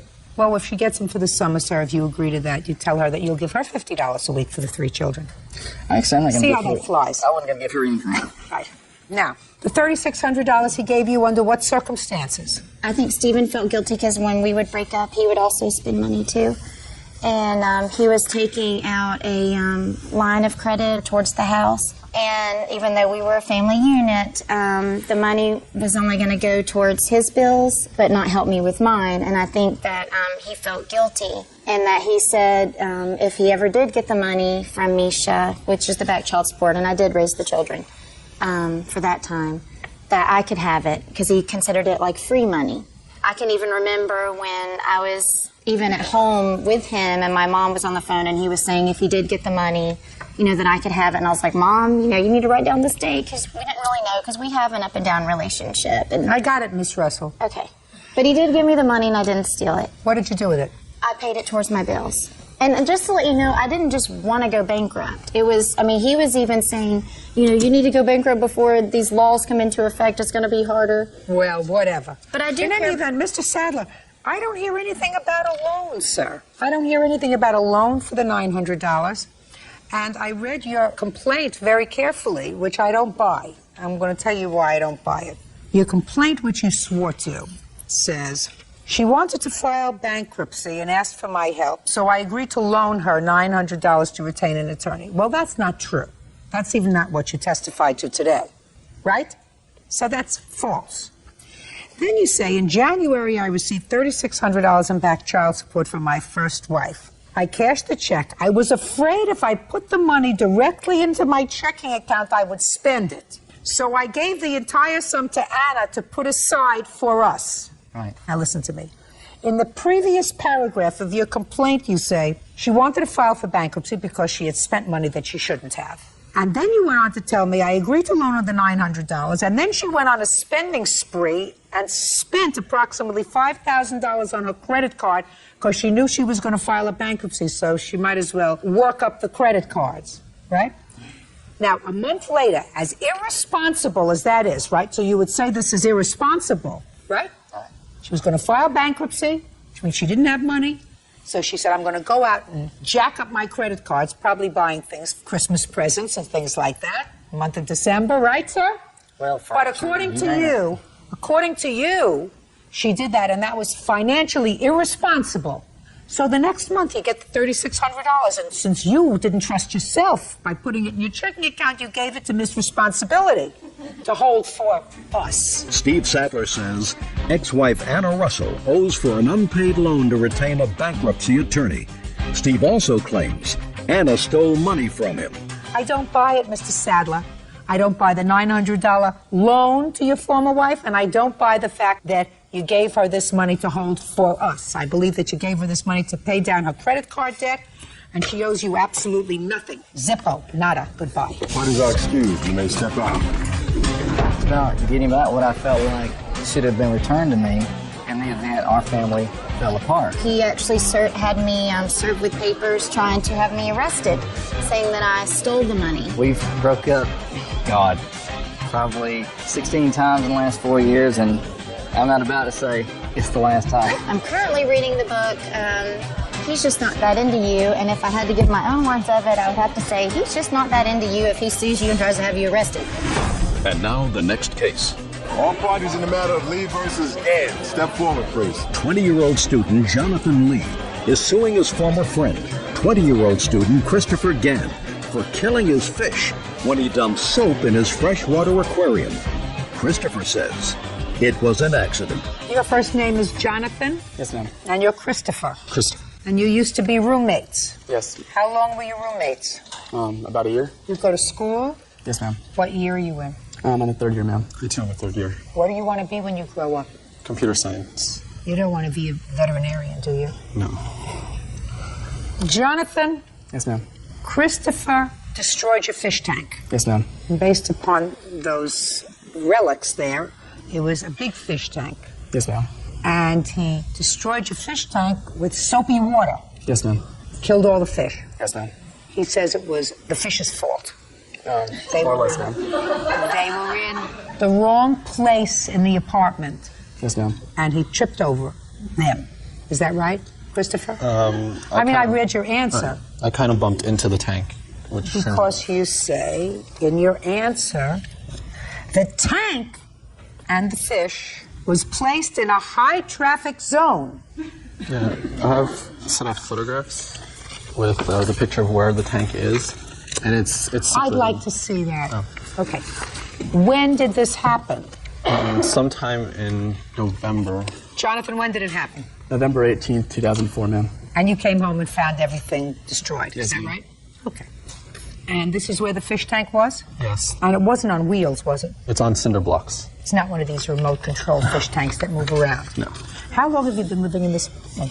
Almost a year. And in the year, has the fish tank been in the same spot? It was placed in the end of summer, and then it happened in November. So it's been there for a couple of months. Few months, yes. Stationary. Stationary. And the only thing that's moved is you. It's me, yes. You get my drift where I'm going. Oh, and I wrote in. So why don't you tell me, Christopher, how this happened and why you don't think that you're responsible to your former roommate for replacing his fish tank? First off, I have a copy of our rental agreement, which states that no pets should be allowed, and that no things should be placed in hallways that obstruct movement. So what had happened was I'd filled this bowl with soap, concentrated hand soap and water, and I was walking from the kitchen to the garage because I wanted to spot clean my shoes.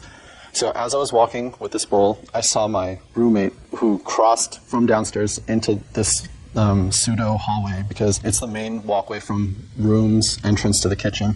So I took the bowl away to get it away from him, and then he made a sudden move to like try to mess with me, and I kind of stepped back and I banged my elbow into the fish tank, dropping the bowl into the tank. And that's what happened. Do you have any witnesses that were there that day? Actually, no one witnessed it, so no one saw it. Well, the other roommate is there, according to him. He didn't tell me anything beyond that they were horsing around. That's it. Tell me what happened when you got home. When I got home, I came in from the garage and basically saw him and another roommate removing bubbles from the tank. And I was kind of shocked, and I go, "What happened?" He said, "I spilled soap into your tank." "How'd you do it?" "I was horsing around." "Well, what are you doing?" "Well, I'm moving the bubbles." So I ran over there and tried to fish the fish out of the tank with a net and put them into fresh water, hoping that I could save their lives. They were kind of floundering around, but I mean, there was still some sort of life in them. How many fish did you have in the tank? I had sitlets and plecos and a gourami, ma'am. I was trying to breed them. So you had 6 fish? I believe I had 7, 9, 10 fish and 2 snails, ma'am. And they all died? Yes, ma'am. Christopher, listen to me carefully, sir. Whose fault do you think it is that all these fish died?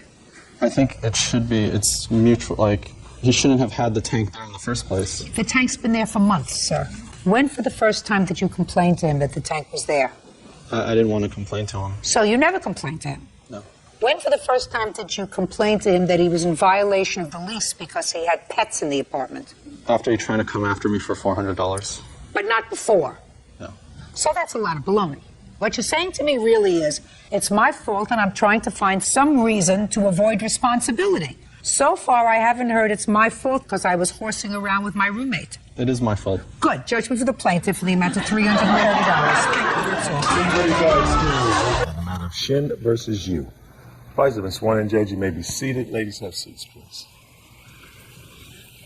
Ms. Shin, it is your allegation that the defendants offered to watch your dog for you because the place where you were living didn't accept dogs. Yes, correct. And now they refuse to give her back. Yes, correct. I've had this dog since Just the birth. wait a second. That's a lie, Your Honor. Just a sec, please. Please don't talk. I do talk. You do answer. When did you turn the dog over to the defendants? April 22nd of this year. And when for the first time did you ask for the dog back? In the beginning of October. But we had an agreement. Just a second. So they had the dog for a little over 6 months. Yes. This was a friend of yours? Yes. How long had you been living in your apartment? I've been living there for 8 months. Before the dog was turned over to them? Yes. And the dog was living with you for 8 months? My sister, Don't tell me your sister. The dog was living with you for that 8-month period? temporary. Was living with you? Yes. That's a lie, Your Honor. Just a second. So why all of a sudden did you turn the dog over to the defendants? I lived with my sister, and I moved out in December of last year. My landlord wouldn't let me keep the dog, so I had asked my sister to take care of him, but she was pregnant at the time, so she could not take care of the dog. So I had asked Jennifer, I have known her for over 10 years, and I had asked her if she could watch my dog until I find a new place where I could take Penny back, and she agreed. How old is this dog? He's now 2 years old now. All right. So the dog lived with your sister, and then you moved into a place where you lived for 8 months. The dog did not live with you. You gave the dog to them, another 6 months. So all in total, how many months did the dog live with you? 1.5 years. That's a lie. That's 2 years old. Good. The math doesn't work out there, Miss Chin. How often in the 6 months that the dog was living with the defendants did you visit with the dog? At least once every week, sometimes every day. That's at a least lie. Once every week. I went by. My sister went by to visit. I'm not talking about your sister. I'm talking about you. How often did you go to visit with this dog during the 6-month period? At least once a week, once every week. To see me, not the dog. So once a week. How far did you live from the defendants? 5 minutes away. So you could have gone over every day. Sometimes I went over every day. I went over there every chance I could. They were friends. I mean, We're friends. She came to see me, not the dog. I mean, yeah, when she came, she saw the dog, but she never ever called me once to say that she's going to come see Penny. It was because Your we Honor, had plans. that's a lie. No, we had plans. Just a second. We had plans, but maybe she came over to see me. Just a second. And she never had possession of the dog. Did you say? Hey. listen. How much money did you give the defendants in the 6-month period to take care of the dog? Food, vet bills, grooming bills? I did not give them any cash. When she first came over to my So the house, answer is you gave them nothing. I gave them all the supplies. Big bag of dog food, shampoo, conditioner, dog's bed, everything. That was just leftover from Just when a she had second. it. I'm talking about in the 6 months the dog was there, not when she first took the dog, which is the supplies that you had in the house. I'm talking about if she was merely babysitting for this dog for you. It would seem to me you would have an arrangement to say, look, I don't want you to spend any money on, what kind of dog is that, a Maltese? Maltese. I don't want you to spend money on grooming, on vet bills, on food, or anything else. You're just watching this dog for me. I want to pay you. I have the grooming bills here too. If they do have it, I told them I'm willing to pay for it. That's not what I'm the asking point. you. So you lived in your apartment for 8 months, and they had the dog for 6 months. Then you went and found a new place to live. Yes. And the new place allows dogs. Yes. So you want the dog back. Yes. What is your version of how the dog came into your possession? Okay, basically, she never had possession of their dog, Penny. Her sister, took care of Penny. She was giving birth, and she couldn't have a dog in the house. She asked me for a favor, if I could give Penny a new home. And I told her that I'm going to ask my brother, because I live with my parents and my brother, and I know my brother loves dogs. So I never owned a dog myself, so I didn't know. So I told her that, I'll ask my brother and my family. I told her maybe a couple days or a week later that my brother was willing to take care of the dog. And there was times before they gave Penny up, they sold this dog, once before, and they got it back. I mean, who gives a dog away? When did they sell the dog before? A couple months before, they sold the dog, they took it back. Then now they gave it to us. And then under what circumstances? Do you know the story about how they sold they just wanted to get rid of the dog because they knew Your they Honor, couldn't house that's the a dog. lie. Just a second. It wasn't convenient for them. Yeah, and they and think then that they can give this dog a new home anytime that it's inconvenient for them. Just a minute. Who did And they that's sell not the fair. dog to? They put an ad out and they sold it to someone. Did you put an ad in the paper for the dog? Yes, I did. When? In November of last year. Because at that time, my sister was pregnant. I was living with my sister. I had no intentions of moving out. So my sister was pregnant. We could not take care of my dog. So I put out an ad in the newspaper, and someone wanted to buy it for $300. They had it for a day, and my sister kept crying. She could not sleep, eat. She had a hard time getting over it. So we called them back, and we told them that we want our dog back. Is there any possible way if we could buy the dog back? They said, well, we paid $300 for it, and we took Penny to the vet, grooming. Are you willing to pay all the fees that we pay for? So we paid them double, $600, to bring Penny back. And because, just a second, because your sister couldn't sleep? We sold Penny. No. Because your sister couldn't sleep. That's what you said. She couldn't sleep. She was crying. She was having a hard time getting over Penny. Fine, but then your sister said, I can't take care of Penny anymore. Exactly. Right? No, we bought Penny back, so we You brought bought him Penny back. And then I moved out in December. And then your sister said, I can't take care of Penny That's why anymore. I had it temporary. I had it in my apartment without my manager knowing, and my manager found out that I had a dog, and he told me that I cannot keep my dog in my apartment. Listen That's to when me. I asked Jennifer. You didn't say to me that when you sold this dog before to somebody else, you thought you made a mistake. You couldn't sleep at night. You couldn't eat. You said your sister. Me and my sister. No, that's not what you said. No, You and said then- my sister. You said my sister. I am the one who paid $600 out of my pocket to bring Penny back. I'm the one that drove over there to hard Torrance for you to get over, to bring Penny back. Don't. And then what? Without telling my manager, I snuck Penny into my apartment. I kept him for a while, and then my manager found out. He told me that I need to either move out or take Penny to somewhere else. So I brought Penny back to my sister, and then that's when Jennifer offered me. Just a second. You brought the dog back to your sister, and your sister said, I can't manage a dog because I'm pregnant now. Penny was only there for a week. Did you hear what I said? Your sister said to you, I can't take her now. Because otherwise you would have left the dog with your sister. Right? Right?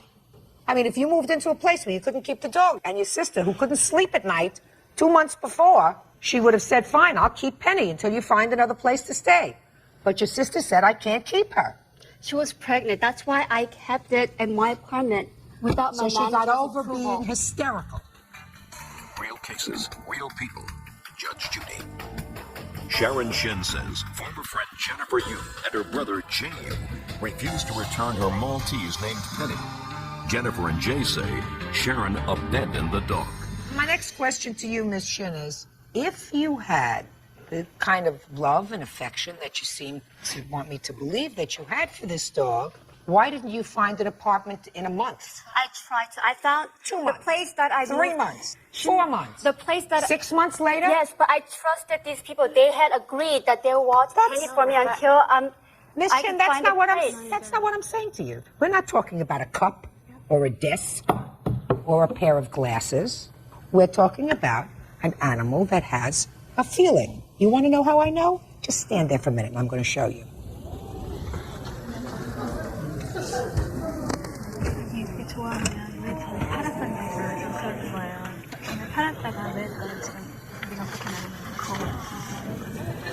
This one's mine.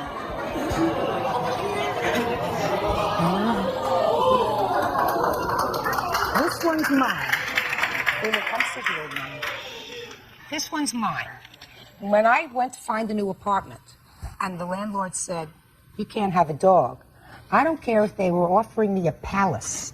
It's not worth it. Because if a dog is part of your life, is part of your soul, you don't move into a place where you can't have a dog. And you don't give up a dog for 6 months and let it bond with another family and then say, I want it back. You don't do that. Thank you. You don't do that. That's outrageous.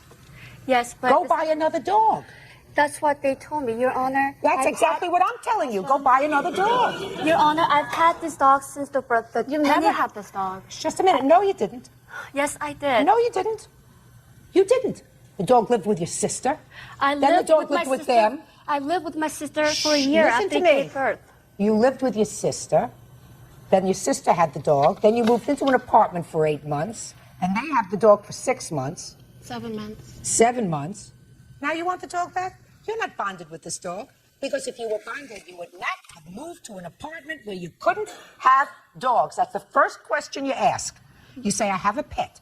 So if you move into a place that says no pets, you say no pets, no me. And you go someplace else. But you don't let your dog bond with another family and then say, I want it back.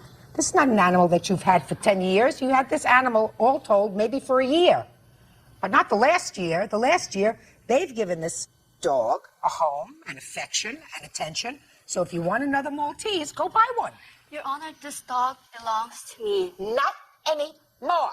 Your case is dismissed. Your Honor, I have the evidence here.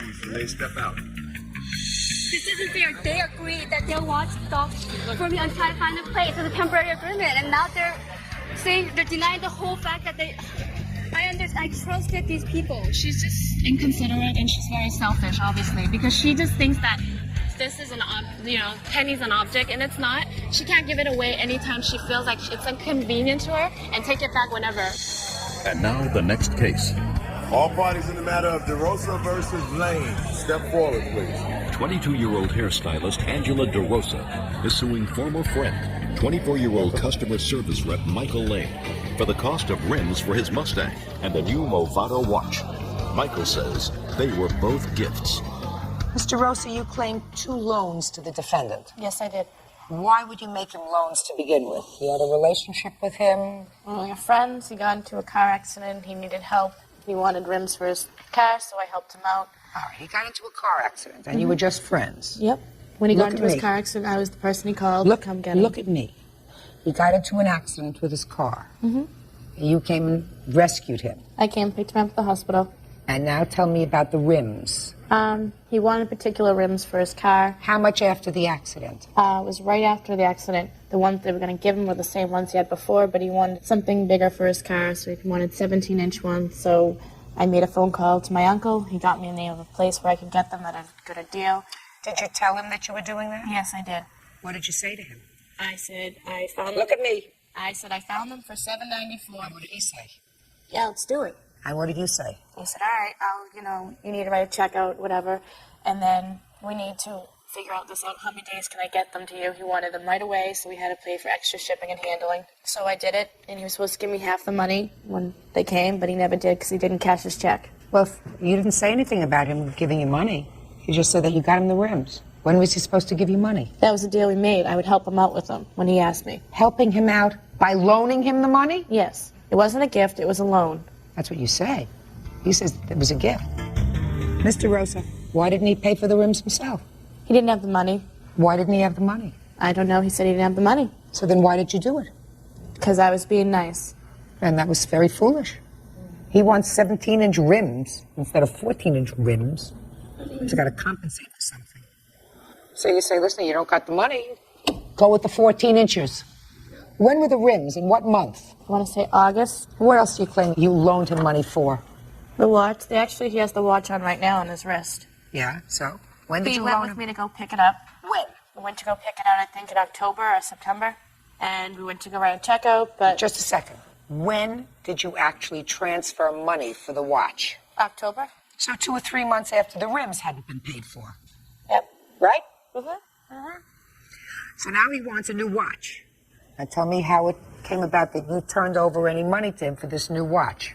Because he had given me some money for it. How much did he give you? He gave me $150. When? That day we went to go get it. Well, how did it come about that he came to get this new watch in the first place? He saw it, he said he wanted it. He was going to write out a check, he couldn't write out a check. I figured I could write one out. They didn't take mine, so I said I'd go back and I would withdraw the money. And as we were leaving, he said that he needed the money back, and he'd give me the money when I gave him the watch. So I went back the next day and picked it up. And paid for it? Yep. And he was supposed to meet up with me to give me half the money. When I met up with him, he didn't pay it me. What about the watch? The watch was a gift. Actually, my birthday's in June, and we went in July. So it's a correction of the date there. And she said, this is, you know, I didn't get you anything for your birthday, so I'm going to grab you this watch because I know you want it. The watch itself was something that I could have done without. I didn't need it. At the time, I had my another watch. What'd you need the rims for?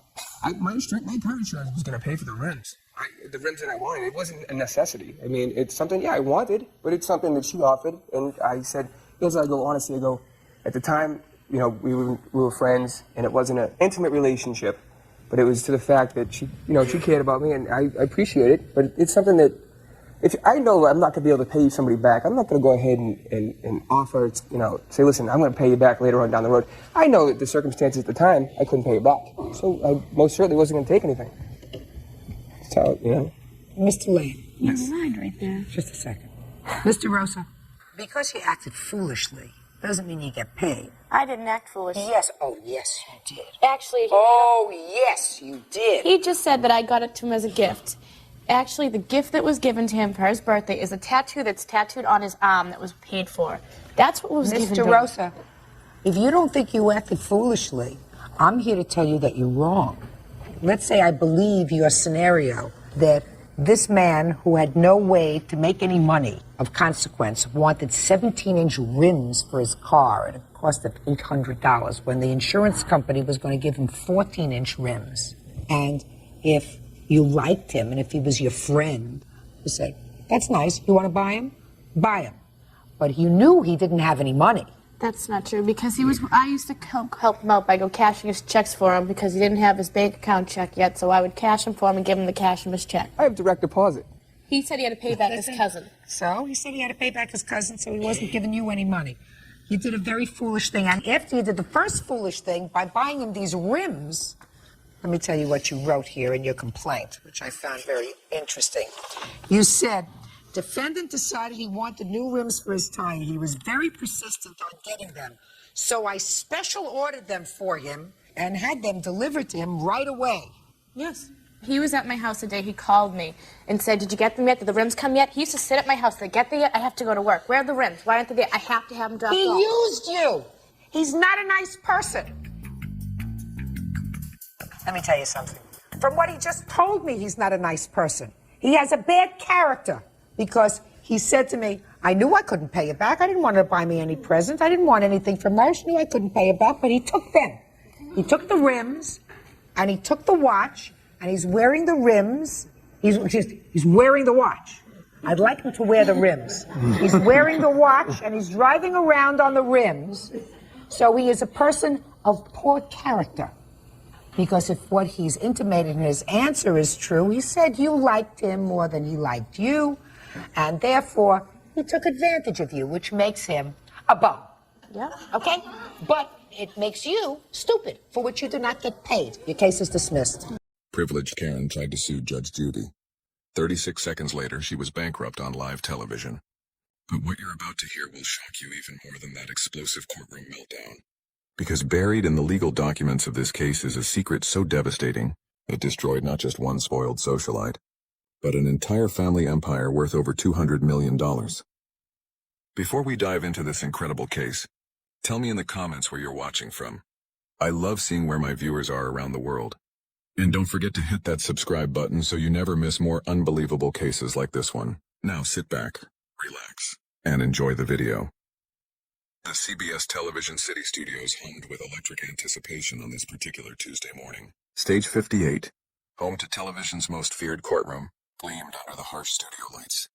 Its mahogany panels polished to perfection, the American flag standing sentinel behind the bench, where justice was about to be served with a Brooklyn accent and zero tolerance for nonsense.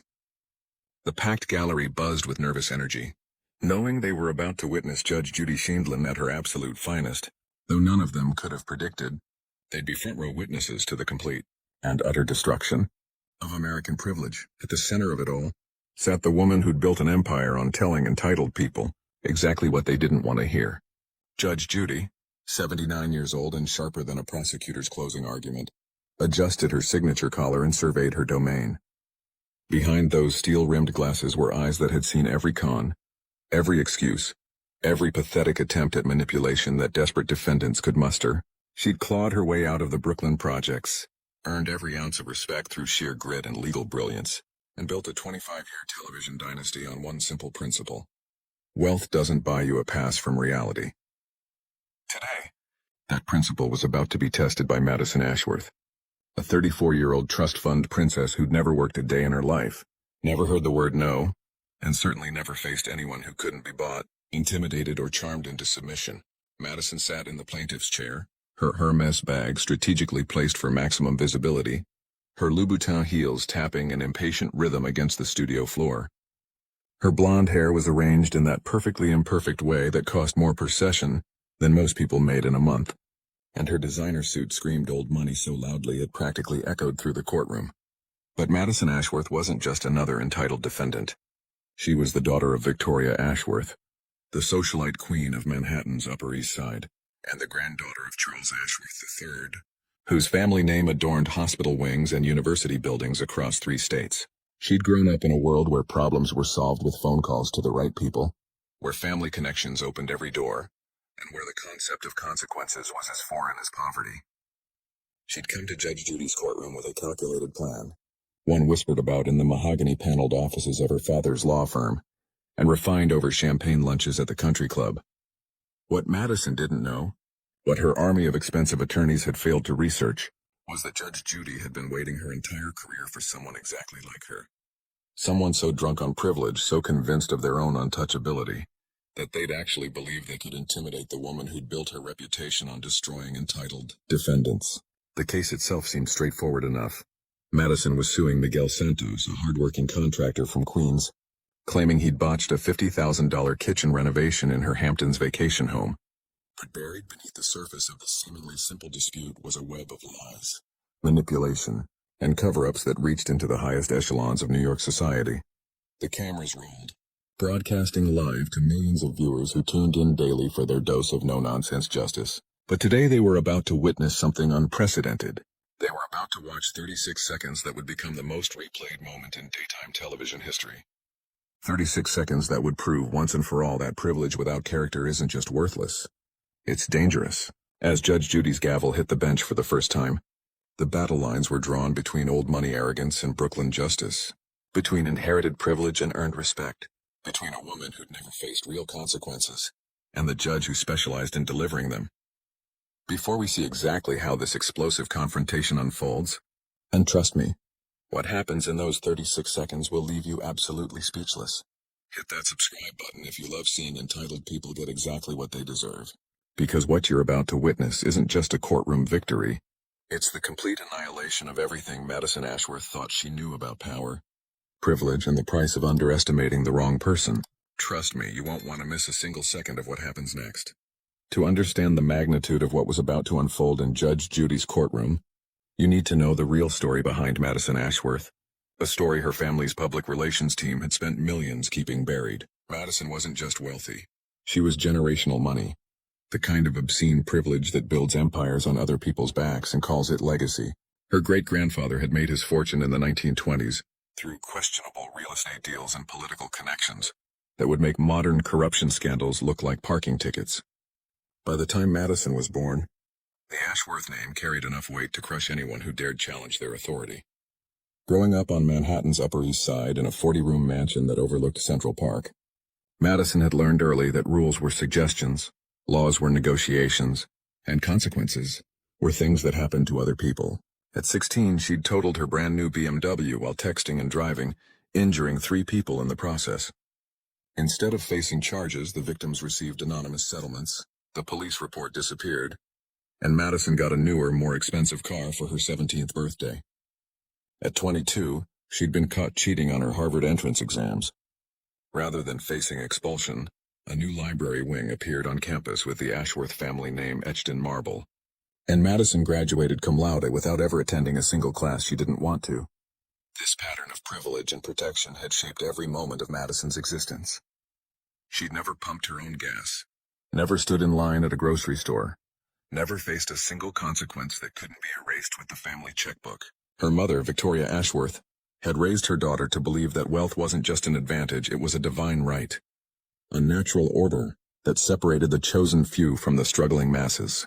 Victoria herself had perfected the art of weaponized privilege, sitting on charity boards not to help people, but to control them, hosting political fundraisers not from conviction, but from calculation, using her family's money like a scalpel to carve out exactly the world she wanted to live in.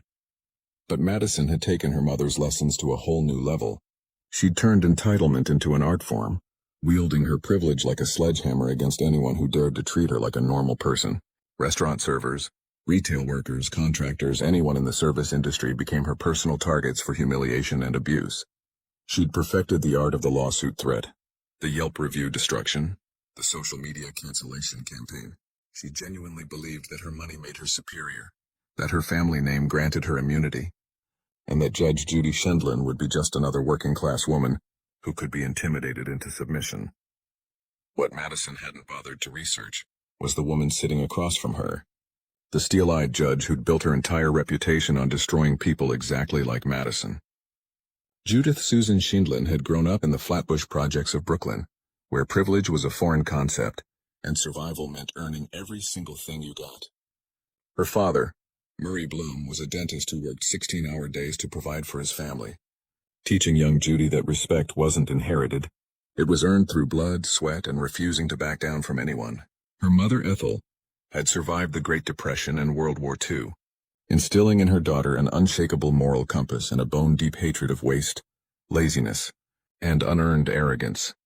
Judge Judy had clawed her way through law school while working multiple jobs, had fought for every promotion in the male-dominated legal system of the 1960s, and had spent 15 years as a family court judge, dealing with the worst of human behavior. She'd seen real poverty, real struggle, real consequences, and it had forged her into the most formidable force in daytime television. For 25 years, she'd been the great equalizer, the woman who made millionaires sweat and reduced entitled defendants to tears with nothing but facts, logic, and an unwavering commitment to justice. The case that brought Madison to Judge Judy's courtroom seemed deceptively simple on the surface. Miguel Santos, a 53-year-old contractor from Queens, had been hired to renovate the kitchen in Madison's Hamptons vacation home. Miguel had immigrated from El Salvador 30 years earlier, had built his business one satisfied customer at a time, and had maintained a spotless reputation through decades of honest work. He'd completed the renovation exactly to specifications, had provided detailed receipts for every expense, and had delivered the project on time and under budget. But Madison had seen an opportunity. She'd refused to pay the final $25,000, claiming the work was substandard and demanding Miguel redo the entire project for free. When Miguel politely declined and requested payment for work already completed, Madison had launched into the kind of privileged rage that had defined her entire life.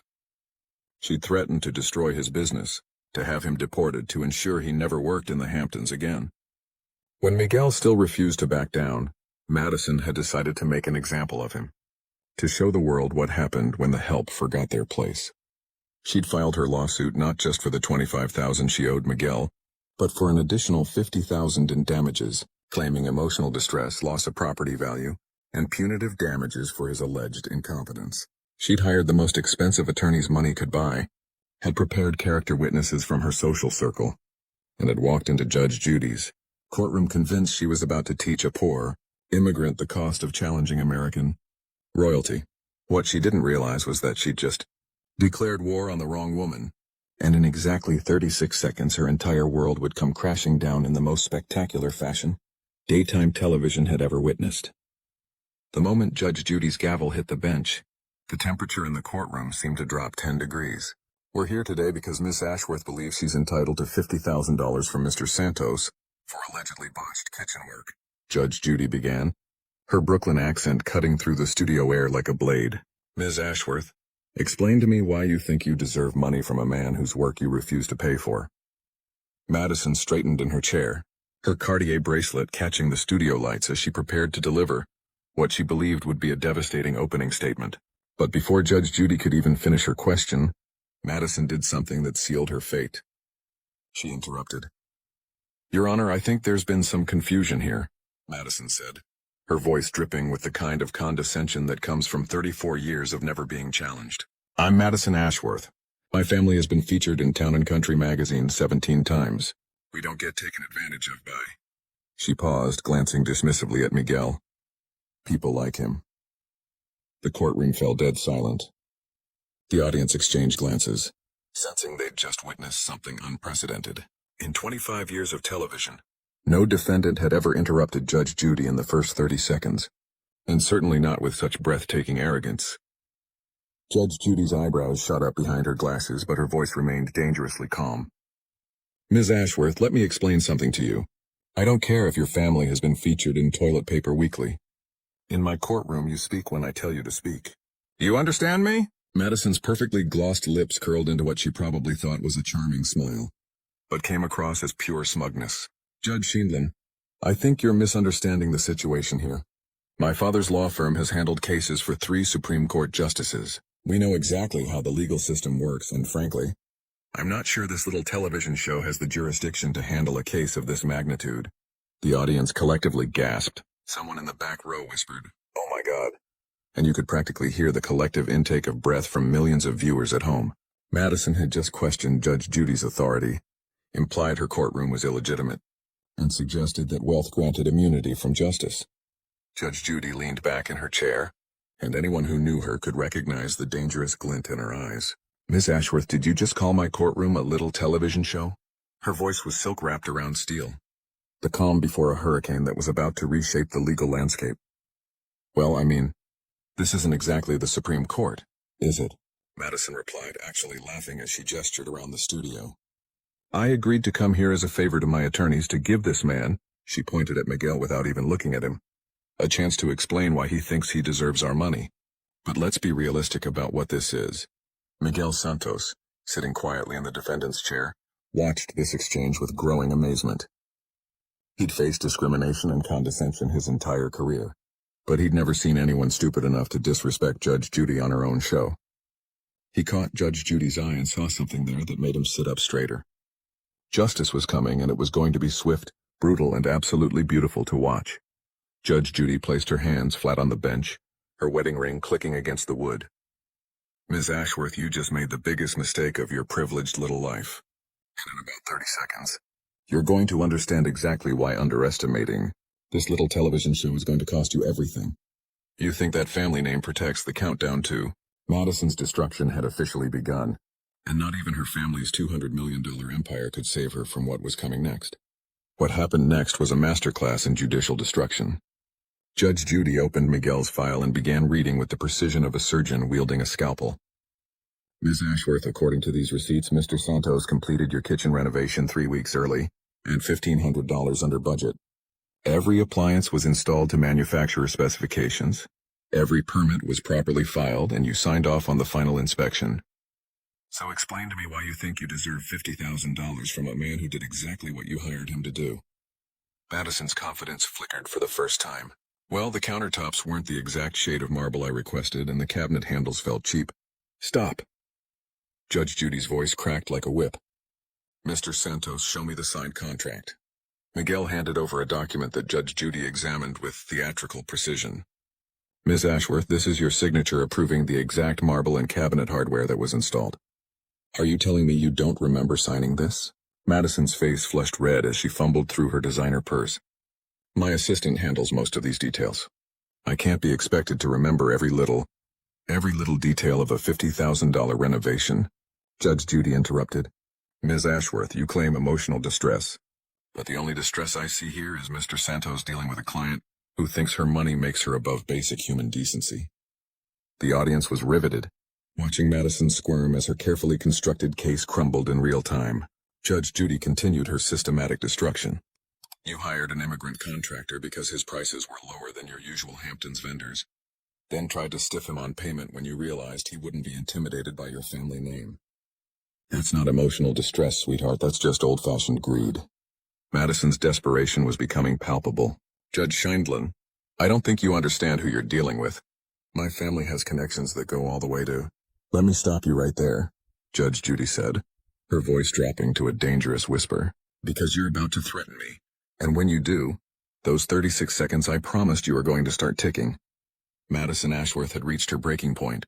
Faced with the complete collapse of her fabricated case and the humiliation of being exposed on national television, she did exactly what Judge Judy knew she would do. She played her final card, the nuclear option that entitled people always reached for when reality came knocking. Judge Scheindlin, Madison said, standing up from her chair with theatrical indignation. I don't have to sit here and listen to this abuse from some washed-up family court judge. My father's attorneys are going to sue you, this network, and everyone involved in this sham of a show for defamation, harassment, and judicial misconduct. We'll see how tough you are when you're facing a $100 million lawsuit. The courtroom went dead silent. This was it. The moment Judge Judy had been waiting for. The clock started ticking. Sit down, Miss Ashworth, Judge Judy said, her voice carrying the authority of a woman who had just been handed the keys to Madison's destruction. Because those are the magic words I've been waiting to hear. Madison remained standing, her face flushed with rage and entitlement. I don't think you heard me. We're going to destroy... 36 seconds, Judge Judy interrupted, glancing at the courtroom clock. That's how long this is going to take. She opened a thick file that had been sitting beside her gavel throughout the entire case.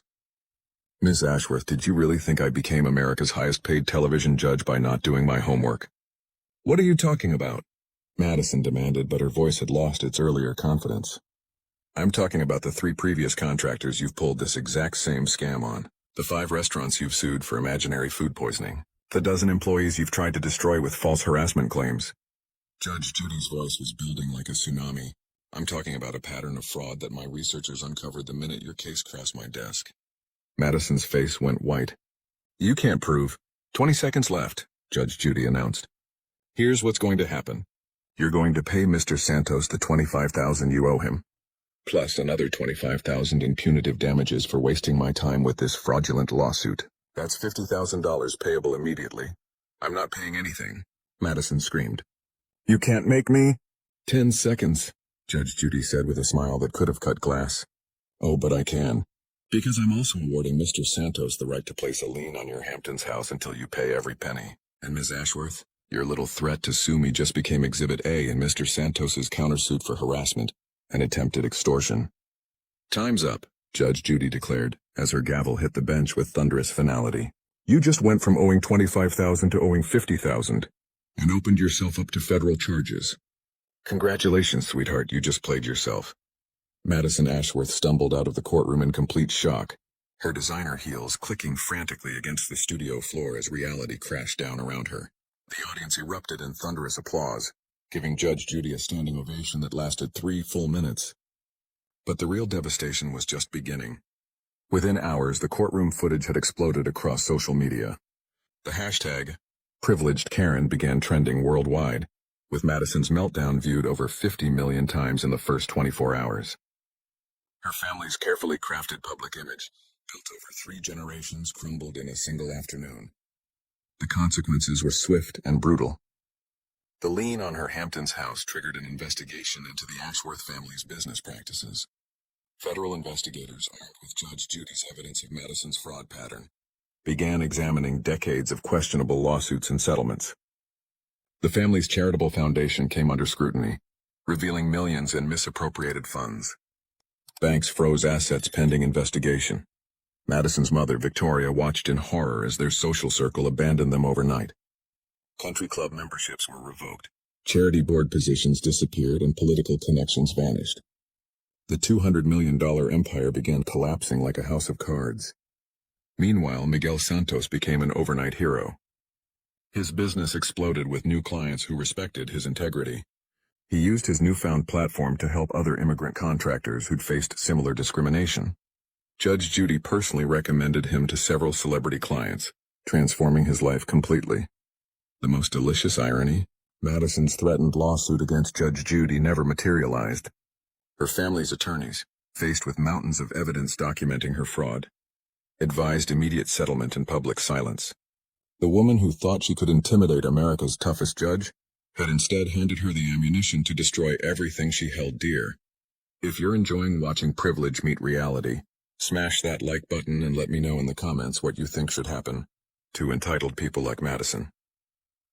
This story teaches us that privilege without character is nothing more than a ticking time bomb. For 3 generations, the Ashworth family had used their wealth as a weapon, crushing honest, hard-working people who couldn't fight back. They bought their way out of consequences, silenced victims with money, and convinced themselves that rules were for other people. But Madison made one fatal mistake. She picked a fight with the wrong woman. Judge Judy's 36-second destruction of Madison Ashworth proved that no amount of money can buy immunity from the truth. In those brief moments, she showed the world that bullies, no matter how wealthy, will always crumble when faced with someone who refuses to be intimidated. Madison walked into that courtroom believing her family name made her untouchable. She discovered that real power comes from integrity, hard work, and the courage to stand up for what's right. Miguel Santos represents everything that makes America great. An immigrant who built his success one satisfied customer at a time, who maintained his dignity even when facing discrimination, and who proved that honest work will always triumph over inherited arrogance. His victory was a victory for every hardworking person who's ever been looked down on by someone who confused wealth with worth. The lesson is crystal clear. Respect is earned, not inherited. Character matters more than cash. And when you mistake privilege for power, you're setting yourself up for the kind of fall that echoes through generations. Madison Ashworth learned this lesson the hardest way possible, losing not just $50,000, but her family's entire empire built on the backs of people they thought were beneath them. Ask yourself this. Are you building your life on character or just circumstances? Are you treating others with the respect they deserve? Because if this story teaches us anything, it's that the truth always comes out, and justice doesn't check bank accounts before it strikes. If this story inspired you to believe in real justice over fake privilege, subscribe for more incredible stories about karma, consequences, and people getting exactly what they deserve. Hit that notification bell because we're just getting started with these unbelievable true stories of entitled people